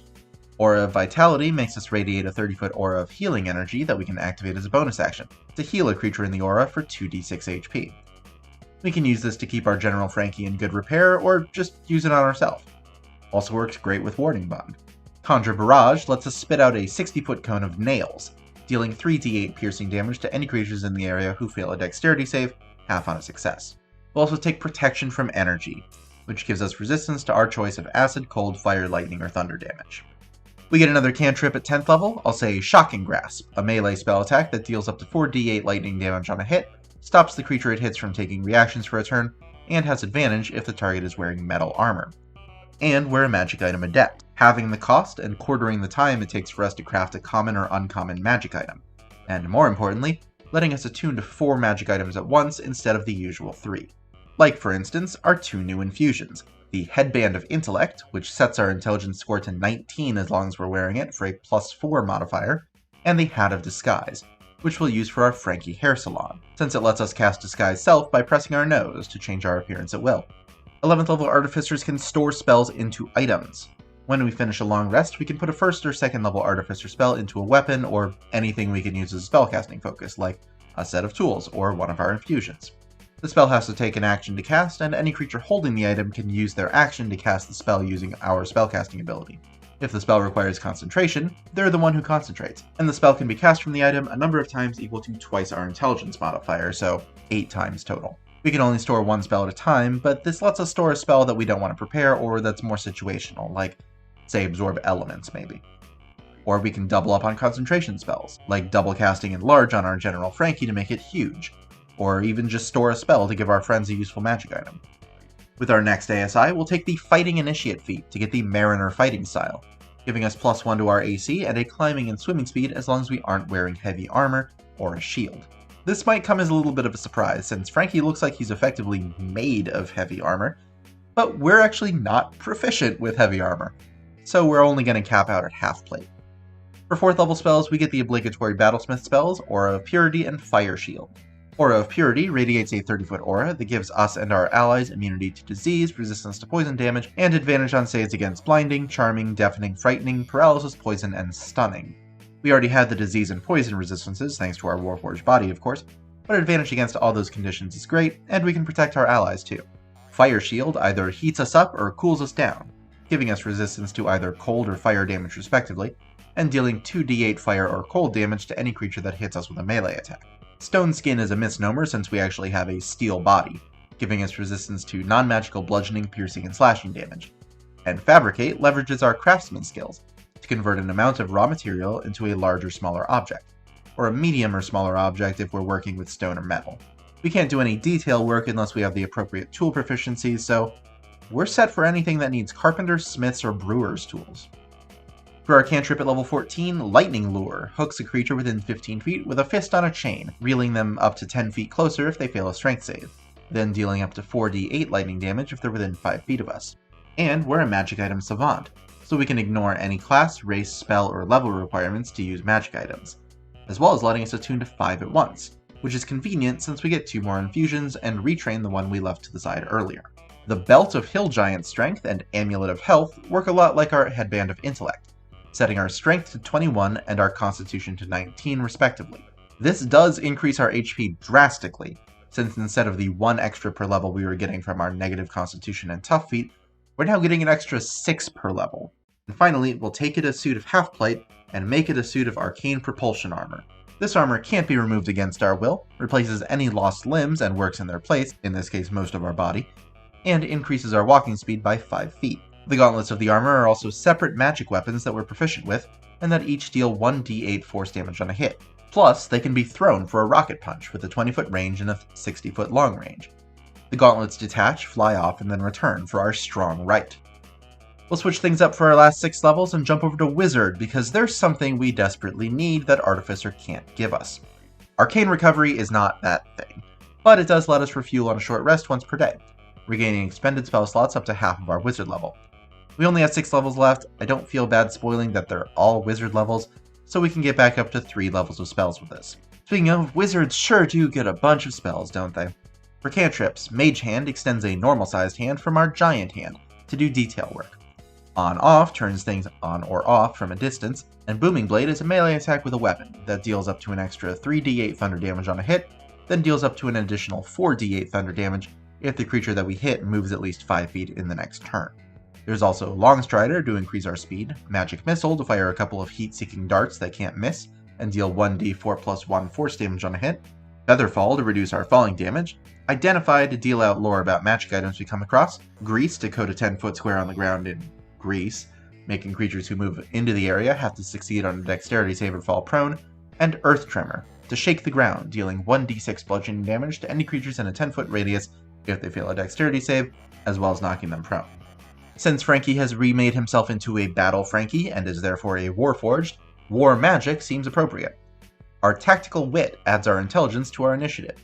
and we can use Arcane Deflection to make ourselves even tougher, adding +2 to our AC or +4 to our saving throw as a reaction to being hit by an attack or failing a save. There's no limit to the number of times we can do this, other than the normal 1 reaction per turn limit of course, but once we do use it, we can't cast spells other than cantrips on our next turn. Luckily, we can still punch people. Wizard is also where we're going to be getting a lot of our artillery from, like Chromatic Orb, a cannonball that deals 3d8 of our choice of acid, cold, fire, lightning, poison, or thunder damage with a ranged spell attack. No, but the main thing we came to Wizard for is find vehicle, so we can actually right a ship. I really don't know why Artificers don't get it. It seems like it would be right up their alley, but hey, there it is. We can summon a vehicle and spend higher level spell slots to summon better vehicles. Now when we did this with Usopp, we could summon the Going Merry with a 3rd level spell slot, summoning a non-military water vehicle that could hold 6 people. But for the Thousand Sunny, we need to go all the way up to using a 7th level spell slot to summon any type of vehicle. At present, we're a 10th level caster, and we need to be a 13th level caster to get 7th level spell slots, so while we can't summon the Sunny right now, we will be able to once we hit 20th level. Our other spell at this level is Scorching Ray for the Franky Radical Beam. We fire 3 beams that each deal 2d6 fire damage on a hit. They can target the same creature or different ones, and we can turn up the intensity with a higher level spell slot, since we add another beam for every level above 2nd. So if we use the 7th level spell slot that we're going to get, that's 8 beams, for a potential total of 16d6 fire damage. Coming into the home stretch, we'll grab the Dual Wielder feat. Yes, again, I know this is about the 4th character in this video to get this feat. It fits, I promise. Our Armor's Gauntlets do count as separate weapons after all, so we're technically always dual wielding, giving us another +1 AC for an even 20. Plus we can dual wield non-light weapons, and since Franky has been known to use giant stone pillars as nunchucks, that seems like it would come in handy. Agonazer's Scorcher will serve for our fresh fire, spewing a 30-foot line of fire that deals 3d8 fire damage to anyone in the area who fails a dexterity save, half on a success. And Shatter works for various missiles, dealing 3d8 thunder damage to everything in a 10-foot radius sphere that fails a constitution save, with non-organic creatures like ones made of stone or metal having disadvantage on their save. We actually get even more missiles at 5th level. We could go for Fireball, but Franky has a lot of weapons, so Melf's Minute Meteors seems a little bit more fitting to me. We summon 6 tiny fireballs that orbit us. Then when we cast the spell, or as a bonus action on later turns, we can launch 1 or 2 of them at spaces we can see within 120 feet, where they explode on impact, dealing 2d6 fire damage to any creatures in a 5-foot radius who fail a dexterity save. We also want Galder's Tower, which rapidly constructs an entire 2-story building, the interior layout of which is completely up to us. The tower lasts a full day and stays warm and dry inside for the entire time. Our capstone is the 6th level of War Magic Wizard for Power Surge. Once per turn, we can expend a Power Surge to deal extra force damage with one of our wizard spells equal to half of our wizard level. We can hold a number of Power Surges up to our intelligence modifier, and we get more by ending spells with Dispel Magic or Counter Spell, neither of which we have, so this isn't really a feature we care about. We do get a free Power Surge if we don't have any when we short rest, so there's that, at least. No, mostly what we want here are our last 2 spells. Pulse Wave for our Coup de Vent, and Thunderstep for our Coup de Bout. Coup de Vent blasts a powerful wind cannon that affects a 30-foot cone, dealing 6d6 force damage to any creatures or objects who fail a Constitution save, as well as either pushing or pulling everything in the area 15 feet. Pushing is the more appropriate of the 2 of course, and creatures who pass their save take half damage and aren't moved. Coup de Bout is our emergency escape technique, inflating our butt and blasting an air cannon that sends us flying. We teleport up to 90 feet, leaving a thunderous boom behind, dealing 3d10 thunder damage to any creatures within 10 feet of the space we vanished from if they fail a Constitution save, half on a success. Now that the build is complete, the question becomes, how good is it? Well, I've been mentioning in these pro-con sections how some of the Straw Hats are fragile, low AC, low HP, that sort of thing, but Franky's most definitely not. He has over 200 HP and 20 AC, the highest of both on the crew, along with plenty of resistances and Flash of Genius and Arcane Deflection to keep him even safer. We also have the best ability scores once we're fully upgraded, with nothing below a +3 modifier, so we're at least decent at pretty much everything we do. And our spells, infusions, and variety of tool expertises make us really versatile, so we can lay down suppressive fire, hand out weapons to our friends, or just build a house for everyone to live in. On the other hand, the general Franky isn't doing that much for us, to be perfectly honest. It's got lower HP and AC than us, and it does less damage. Plus, if we're commanding it, we can't attack with both of our rocket fists. It is slightly faster than us though, so I guess there's that. We also have a long time to wait for Franky to really come online. We have negatives in 3 ability scores until level 10, and it isn't until level 14 that they're all positive. And finally, we're reliant on our infusions to the point where there really isn't any room for attuning to more items.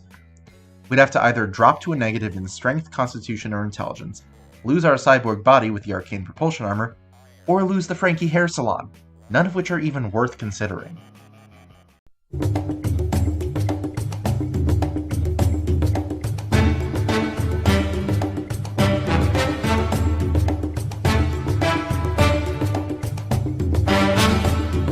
Now we come to Brook, our livid musician. Not that he's living, of course. So what do we want for Brook? Well, we need to leverage our powerful soul to channel the chill of the underworld, subjugate lesser souls, and even separate our soul from our bones. We also need to take advantage of the unique advantages that being a living skeleton grants us, like enhanced mobility and being especially hard to keep down. And finally, we need to be a musician, and we need to use the power of our music to distract, inspire, and move hearts and minds. Looking over at ability scores, I'll be using the standard point array. If you want to roll for stats, that's fine, just make sure your wisdom and charisma are high enough to multiclass. We'll start off by dumping strength. We can't really be strong if we're nothing but skin and bone. Not that we have skin, of course. Dexterity is 14, our lack of bulk makes us exceptionally quick, and we can heal ourselves just by drinking milk, so Constitution will be 12. Intelligence is 10, we were locked away in the Florian Triangle for about 50 years, we're a little bit behind the times, but we do have a knack for understanding people, plus we're the oldest person on the crew, not to mention one of the oldest in the series, so Wisdom will be 13. And we'll finish off with a 15 in Charisma, because Brook managed to become a world-renowned rock star in the space of 2 years playing an instrument he taught himself to play in the same stretch of time, while being a living skeleton.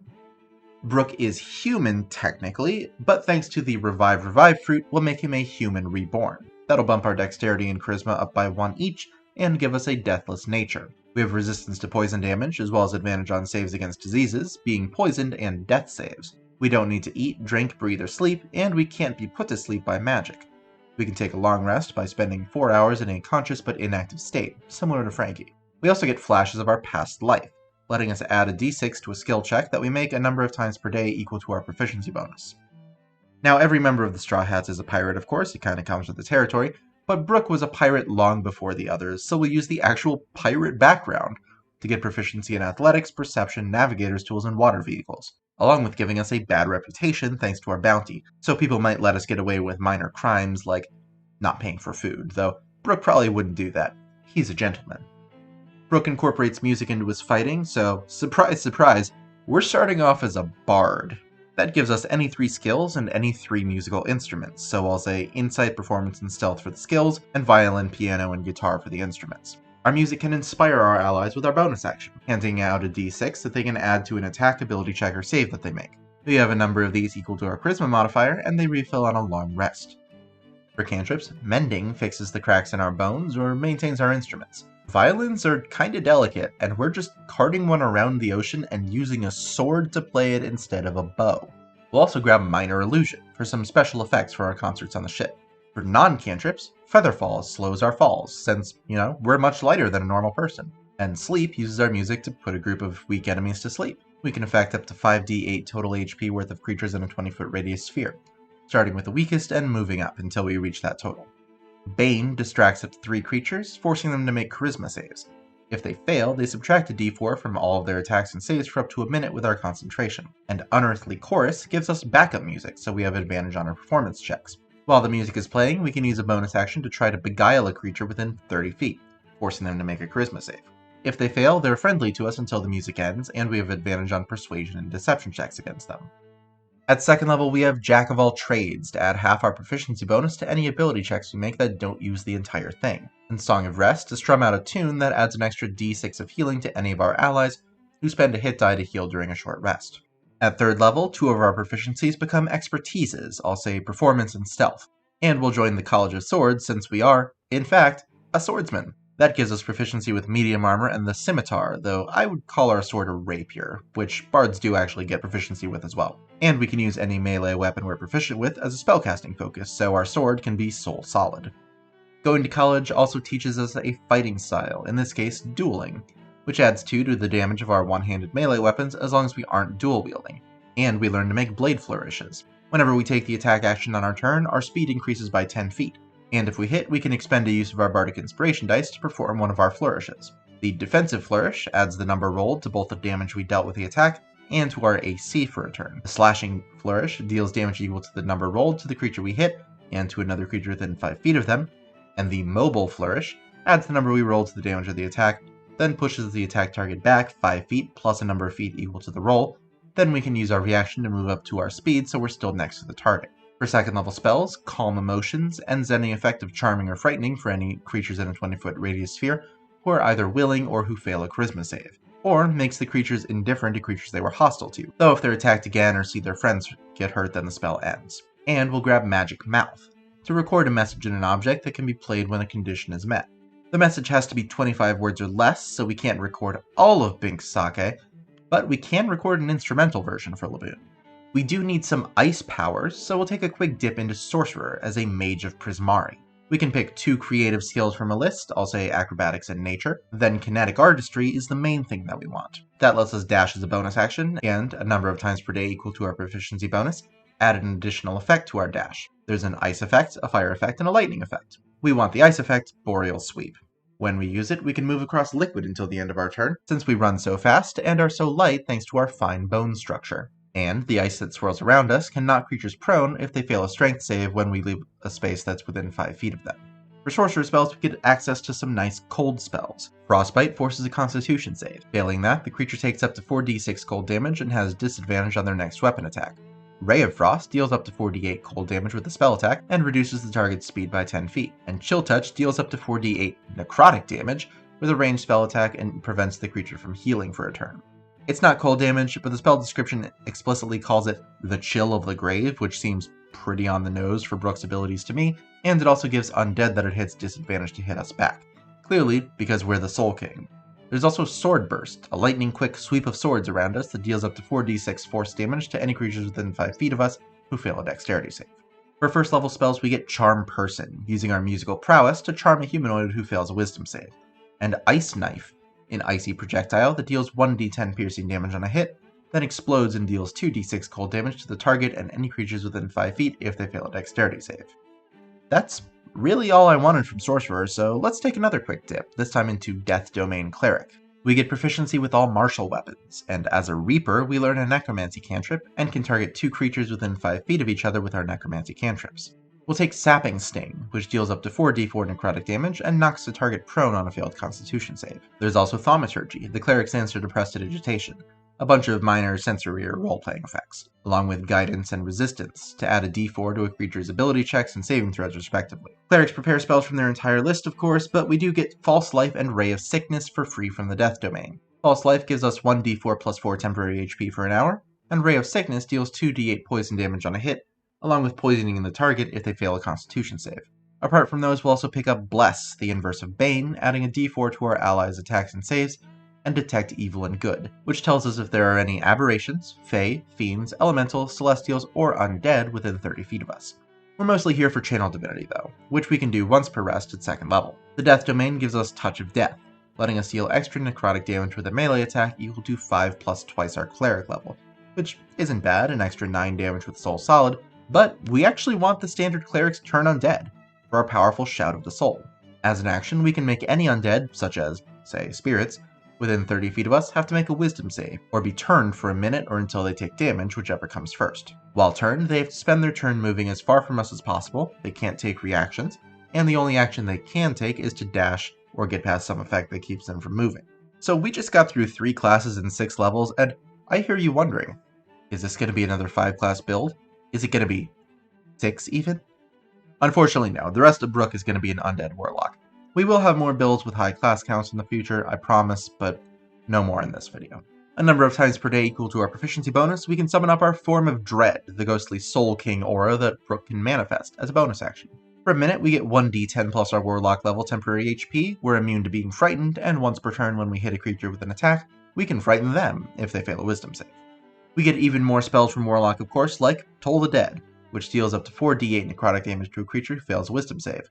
It is better if we've actually hurt the creature first, as against a target that doesn't have all of its HP, the damage dice turn into d12s. We'll also take Thunderclap, to blast creatures within 5 feet of us for up to 4d6 thunder damage if they fail a Constitution save.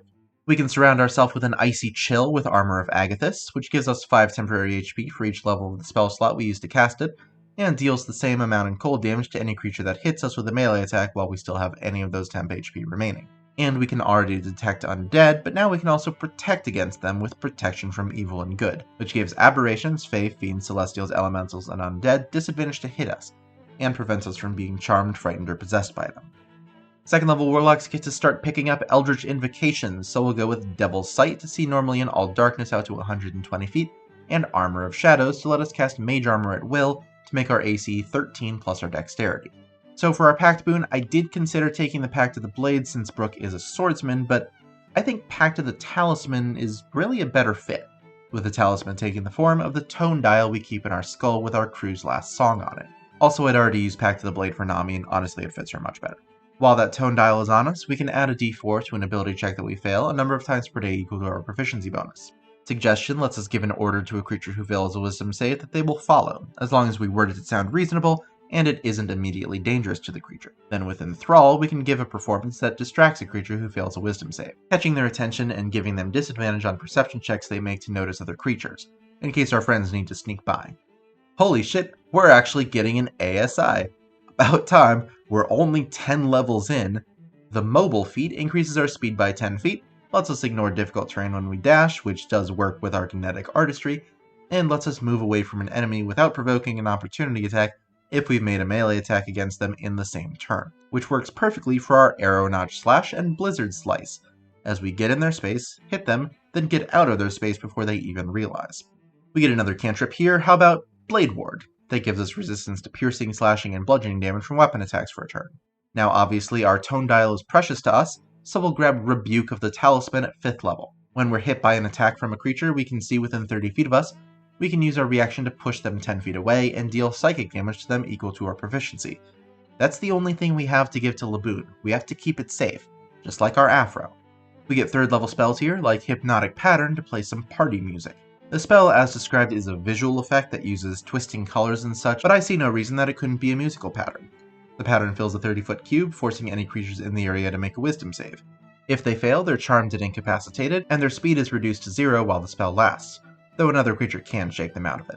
There's also Spirit Shroud, which channels our powerful soul into a freezing aura. Any attack we hit a creature within 10 feet of us with deals an extra 1d8 of our choice of radiant, necrotic, or cold damage. Any creature that takes that damage can't heal until the start of our next turn, and creatures of our choice that start their turn within 10 feet of us have their speed reduced by 10 feet until our next turn.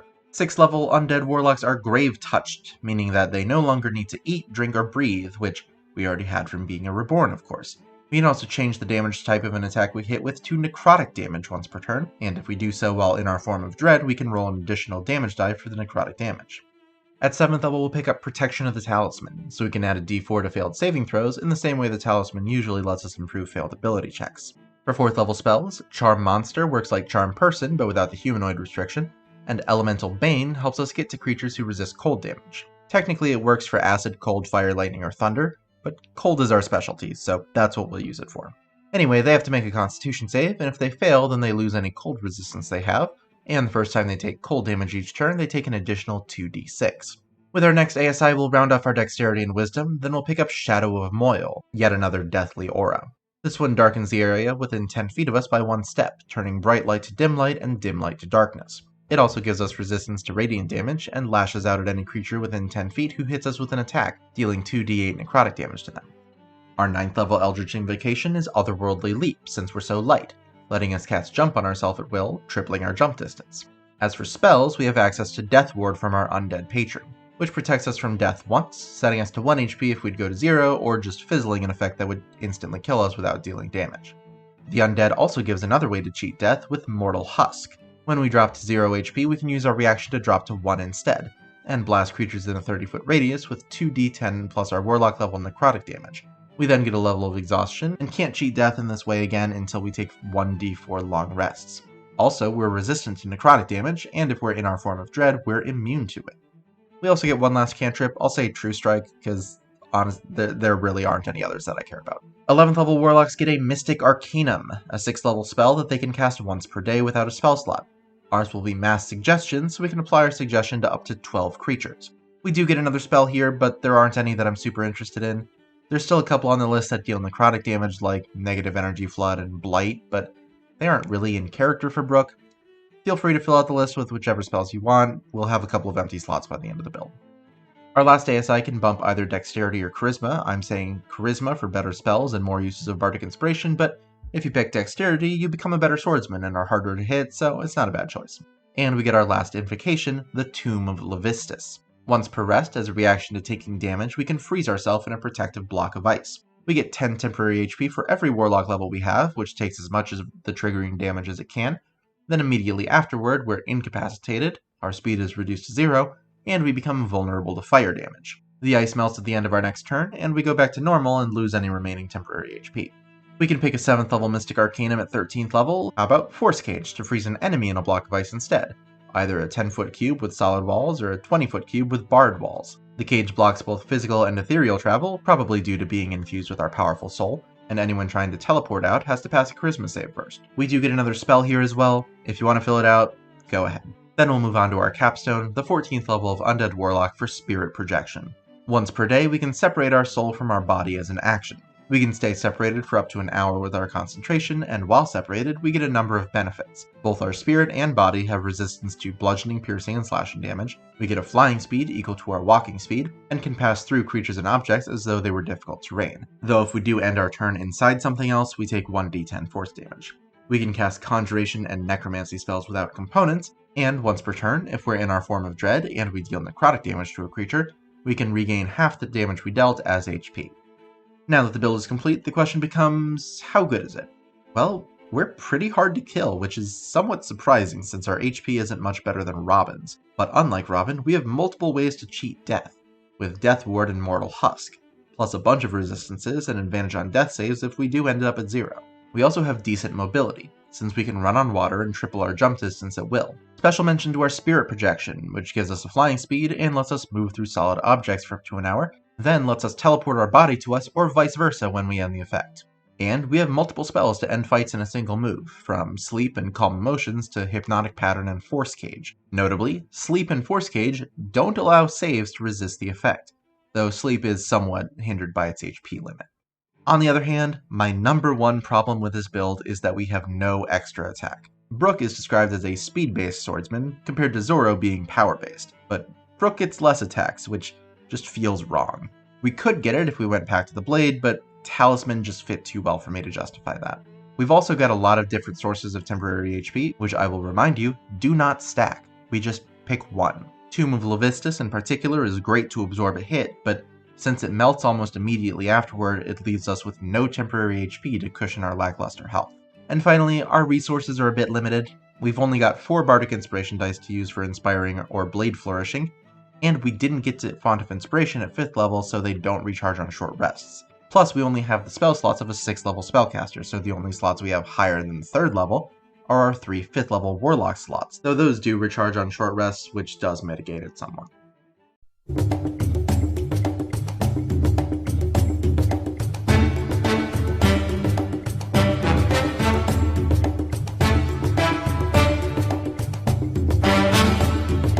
And finally, at long last, we come to the newest member of the crew, Jinbe the Helmsman. So, what do we want from this last build? Well, we need to be able to expertly pilot a ship through the roughest seas, since, that's our job as a helmsman. We also need Fishman Karate, and unlike Robin, who's relatively new to it, we're a master, meaning we have full control of the water in our general vicinity. And finally, we need to be protective of our crew. Jinbe has very solid convictions, and his greatest priority is the lives and well-being of his allies, to the point of sacrificing himself for them without a second thought. Looking over at ability scores, I'll be using the standard point array. If you want to roll for stats, that's fine, just make sure your strength, wisdom, and charisma are high enough to multiclass. Strength is number 1. Fishmen are stronger than ordinary humans, and Jinbe is no exception. We'll dump Dexterity. Jinbe is quick, but we need other things more, so we'll rely more on our bulk to take hits. That means we'll need good Constitution, so that's going to be 13. Intelligence is 10, like with Dexterity this could stand to be higher, but we just need other things more. Like Wisdom, which we'll put at 14. Jinbe is the second oldest member of the crew, and over the course of his life has cultivated a great deal of experience, even more than the oldest crew member Brook, thanks to Brook's 50-year isolation. Then we'll finish off with a 12 in Charisma. Jinbe doesn't have the same force of personality as, say, Luffy, but he has a straightforwardness and intensity that commands respect. There's a couple of merfolk races available to us, and the best of them is Triton. Our Strength, Constitution, and Charisma go up by 1 each, and we're adapted for life underwater, with a 30-foot swim speed, the ability to breathe both water and air, 60 feet of dark vision, and resistance to cold for especially deep water, as well as the ability to communicate simple ideas to other beasts that can breathe water. We also get the first inklings of our Fishman karate as we can control air and water. We can cast Fog Cloud once per day, then we can do the same with Gust of Wind starting at 3rd level, and Wall of Water starting at 5th level. Before he joined Fisher Tiger's Sun Pirates, Jinbe was a soldier of the Neptune Army, so we'll go with the soldier background for proficiency in athletics and intimidation, as well as with land vehicles, which of course we'll switch out for water vehicles. Thanks to Jinbe's iron convictions, we'll start off as a paladin, giving us proficiency in insight and persuasion. We do have observation hockey in the form of our Divine Sense. A number of times per day equal to 1 plus our Charisma modifier, we can use our action to sense the presence of any fiends, undead, or celestials within 60 feet, as well as any areas or objects that are consecrated or desecrated.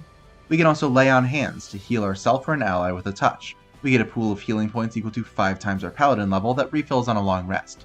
As an action, we can touch a creature and expend points to heal them for that amount, or expend 5 points to cure them of a disease or poison. If Divine Sense is our observation hockey, then Divine Smite is our armament hockey, letting us burn a spell slot when we hit with a melee weapon attack to deal additional radiant damage depending on the spell slot's level. 2d8 for a 1st level slot, and adding a d8 for each level higher, up to a maximum of 5d8. For some Fishman karate to use that with, the Unarmed Fighting style lets our unarmed strikes deal 1d6 damage, or 1d8 if we have both hands free, and lets us deal a free d4 each turn to a creature we have grappled. Bear in mind, Divine Smite says you need to hit with a melee weapon attack, and unarmed strikes do count as those, so it should work just fine. But to have spell slots to burn, we need to have spells, which we do get at this level. Compelled Duel challenges a creature to a one-on-one duel if they fail a wisdom save. The creature has disadvantage to attack creatures other than us, and has to pass a wisdom save to move more than 30 feet away from us. Shield of Faith gives us or an ally +2 AC for up to 10 minutes with our concentration, and Thunderous Smite delivers a powerful shockwave with a punch, forcing the creature we hit to make a strength save. If they fail, they take 2d6 thunder damage and are pushed back 10 feet and knocked prone. We become immune to disease at 3rd level, and will seek to uphold Queen Otohime's ideals by taking the Oath of Redemption, giving us a couple of oath spells that are always prepared. I've gone over Sleep a couple of times, I don't really want to go over it again, but we do also get Sanctuary, which wards a creature against attacks. Any creature that attacks the warded creature has to pass a wisdom save. Failing that, they have to retarget their attack or waste it. The spell lasts for a minute, but it ends early if the warded creature attacks, damages another creature, or casts a spell that affects an enemy. Just like clerics, paladins can channel divinity, and our oath gives us 2 ways to do so. Emissary of Peace helps us ease tensions in diplomatic situations, giving ourselves +5 to persuasion for the next 10 minutes as a bonus action. And with Rebuke the Violent, we prove that we've turned over a new leaf, since Jinbe was quite brutal in his younger years. When an attacker within 30 feet of us hits a creature other than us, we can use our reaction to force that attacker to make a wisdom save. If they fail, they take radiant damage equal to the damage they dealt with their attack, and they take half that if they pass. We have a lot of concentration spells, which is not always what you want when you're a melee fighter, so we'll take Warcaster at level 4, giving us advantage on concentration saves triggered by taking damage. We can also cast with our hands full and cast a spell instead of making an attack of opportunity, as long as that spell targets only the creature that triggered the attack, and only takes an action to cast. 5th level paladins get to attack twice in a turn thanks to extra attack, and we get 2nd level spells, including of course 2 from our oath. Calm Emotions works just like it did with Brook, forcing a charisma save on humanoids in a 20-foot radius, reducing hostility or ending effects of charming or frightening among creatures who fail. And Hold Person is a great option for a Warcaster opportunity attack spell, paralyzing a humanoid who fails a wisdom save. More importantly, we get Find Vehicle. We've already seen this one a couple of times of course with Usopp and Franky, but since Jinbe is the helmsman, he's going to take full advantage of it.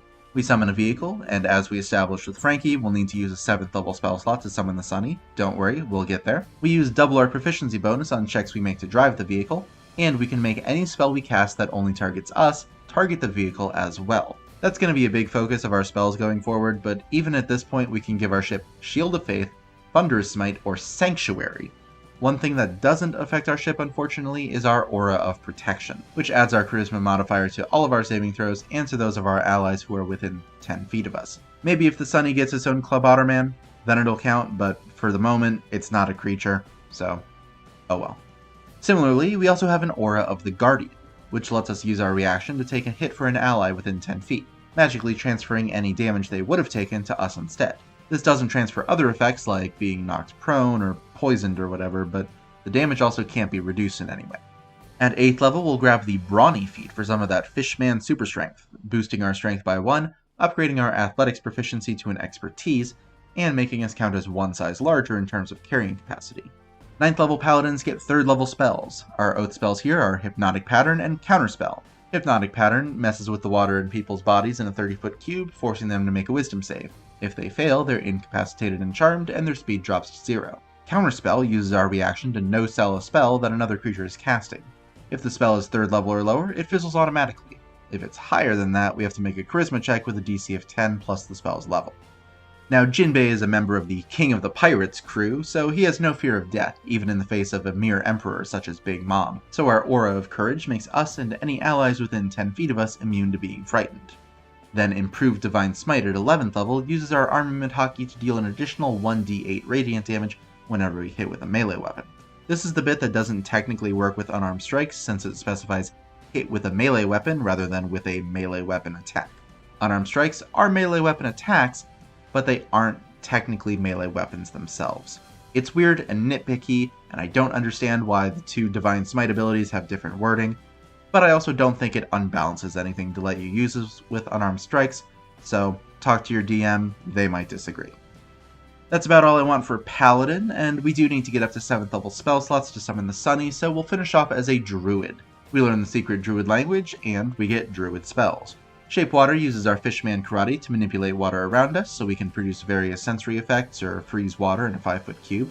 And we can reflavor Magic Stone to be a handful of water that we can throw up to 60 feet, dealing 1d6 plus our Wisdom modifier bludgeoning damage on a hit. Druids prepare from their entire list, so I won't go through all the options, but we can pick up Longstrider to increase our speed or the Sunny's by 10 feet, Create or Destroy Water to create or destroy water, either in a container or in the air as rain or fog, and Thunder Wave to throw out a shockwave that blasts creatures at a 15-foot cube, dealing 2d8 thunder damage to any creatures in the area who fail a Constitution save, as well as pushing them back 10 feet. No pushing and half damage on a success. We can also take Jump if we really want to, since that's another spell we can cast on ourselves and have it affect the Sunny. Hey, the Sunny can launch itself. Maybe that's because we tripled its jump distance. 2nd level Druids can wild shape into beasts with their action, but that's not a thing Jinbe does, so don't worry about it. We'll join the Circle of the Land, giving us a free Druid cantrip. Resistance is always nice, and it plays into our whole protecting the rest of the crew deal, so let's go with that, letting us add a d4 to an ally's saving throw on top of the bonus they get from Aura of Protection if they're close enough. We also get Natural Recovery, which works pretty much exactly like the Wizard's Arcane Recovery. Once per day during a short rest, we can regain expended spell slots with a total level less than or equal to half of our Druid level, none of which can be higher than 5th level. At 3rd level, we get 2nd level spells, and since we're in the Circle of the Land, we choose an environment to be from, which dictates what circle of spells we get. There's a couple of good choices here, but I'm going to go with the Grassland option. There are plenty of undersea grasses that could fit the bill. You could even call it the Sea Forest if you like. The Coast option is also good, but I like the spells for Grassland a bit better, and technically Jinbe's not from the coast, he's from underwater. Anyway, the Grassland option gives us invisibility and Pass Without Trace. Invisibility, of course, makes us invisible for up to an hour or until we attack or cast a spell. And Pass Without Trace gives us and creatures of our choice within 30 feet plus 10 to stealth checks and prevents us from leaving tracks behind or from being tracked by non-magical means.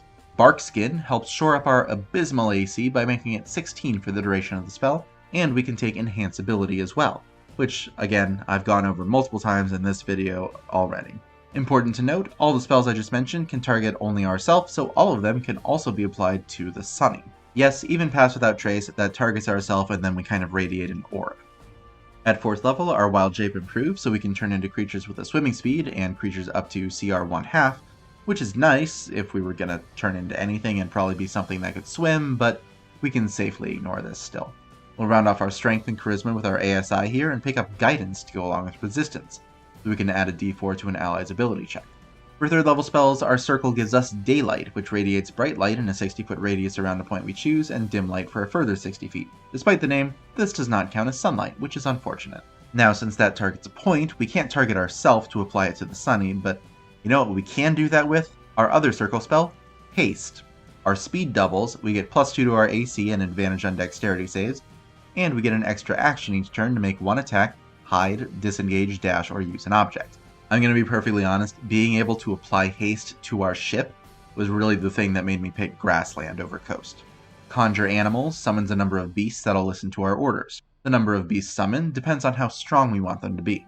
We can call 1 CR2, 2 CR1s, 4 CR1 halves, or 8 CR1 quarter or lowers. We're mostly looking at sea creatures, of course, so for reference, dolphins are CR1 eighth, reef sharks are CR1 half, and hunter sharks are CR2. We can also upcast it to increase the number of creatures called, doubling the number with a 5th level slot, or tripling it with a 7th level slot. And we'll grab Tidal Wave to judo toss the ocean, making a wave that's 30 feet long, 10 feet wide, and 10 feet tall. Any creatures in the area make a dexterity save, taking 4d8 bludgeoning damage and getting knocked prone on a fail, half damage and no knockdown on a success. 6th level land druids have Land Stride, which lets us ignore non-magical difficult terrain. We can also pass through non-magical plants without being slowed or taking damage from, like thorns and stuff. And we have advantage on saves against magical plants like the Entangle spell. It's not the best ability, and I really wish it let our ship ignore difficult terrain, but no such luck. No, for that we need to get 4th level spells, where the grassland gives us freedom of movement. We, and by extension the ship, ignore all difficult terrain, and we can't be magically slowed, restrained, or paralyzed. We can also spend 5 feet of movement to escape from non-magical restraints, and we, and the ship, can operate underwater, without taking any penalties to our movement or attacks.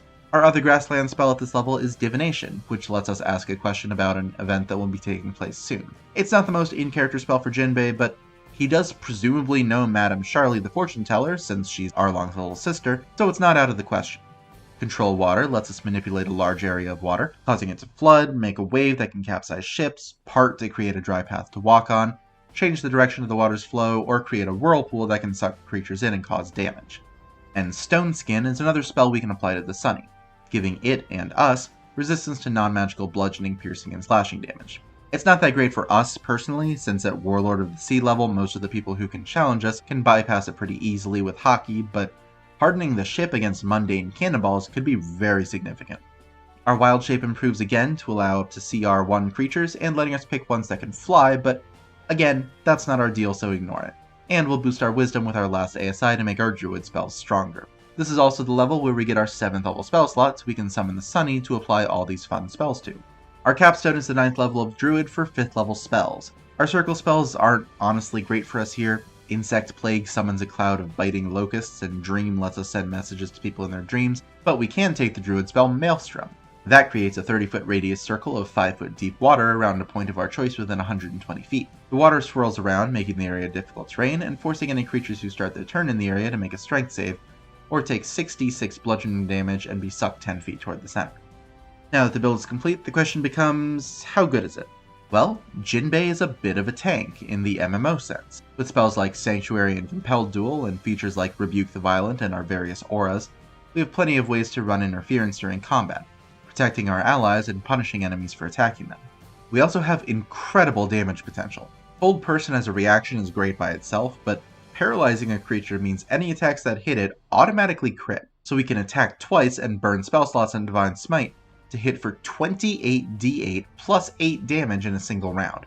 That's enough to take out any of these Straw Hat builds from full HP if we roll well, not counting of course anything that lets them cheat death like Brook's Death Ward for example.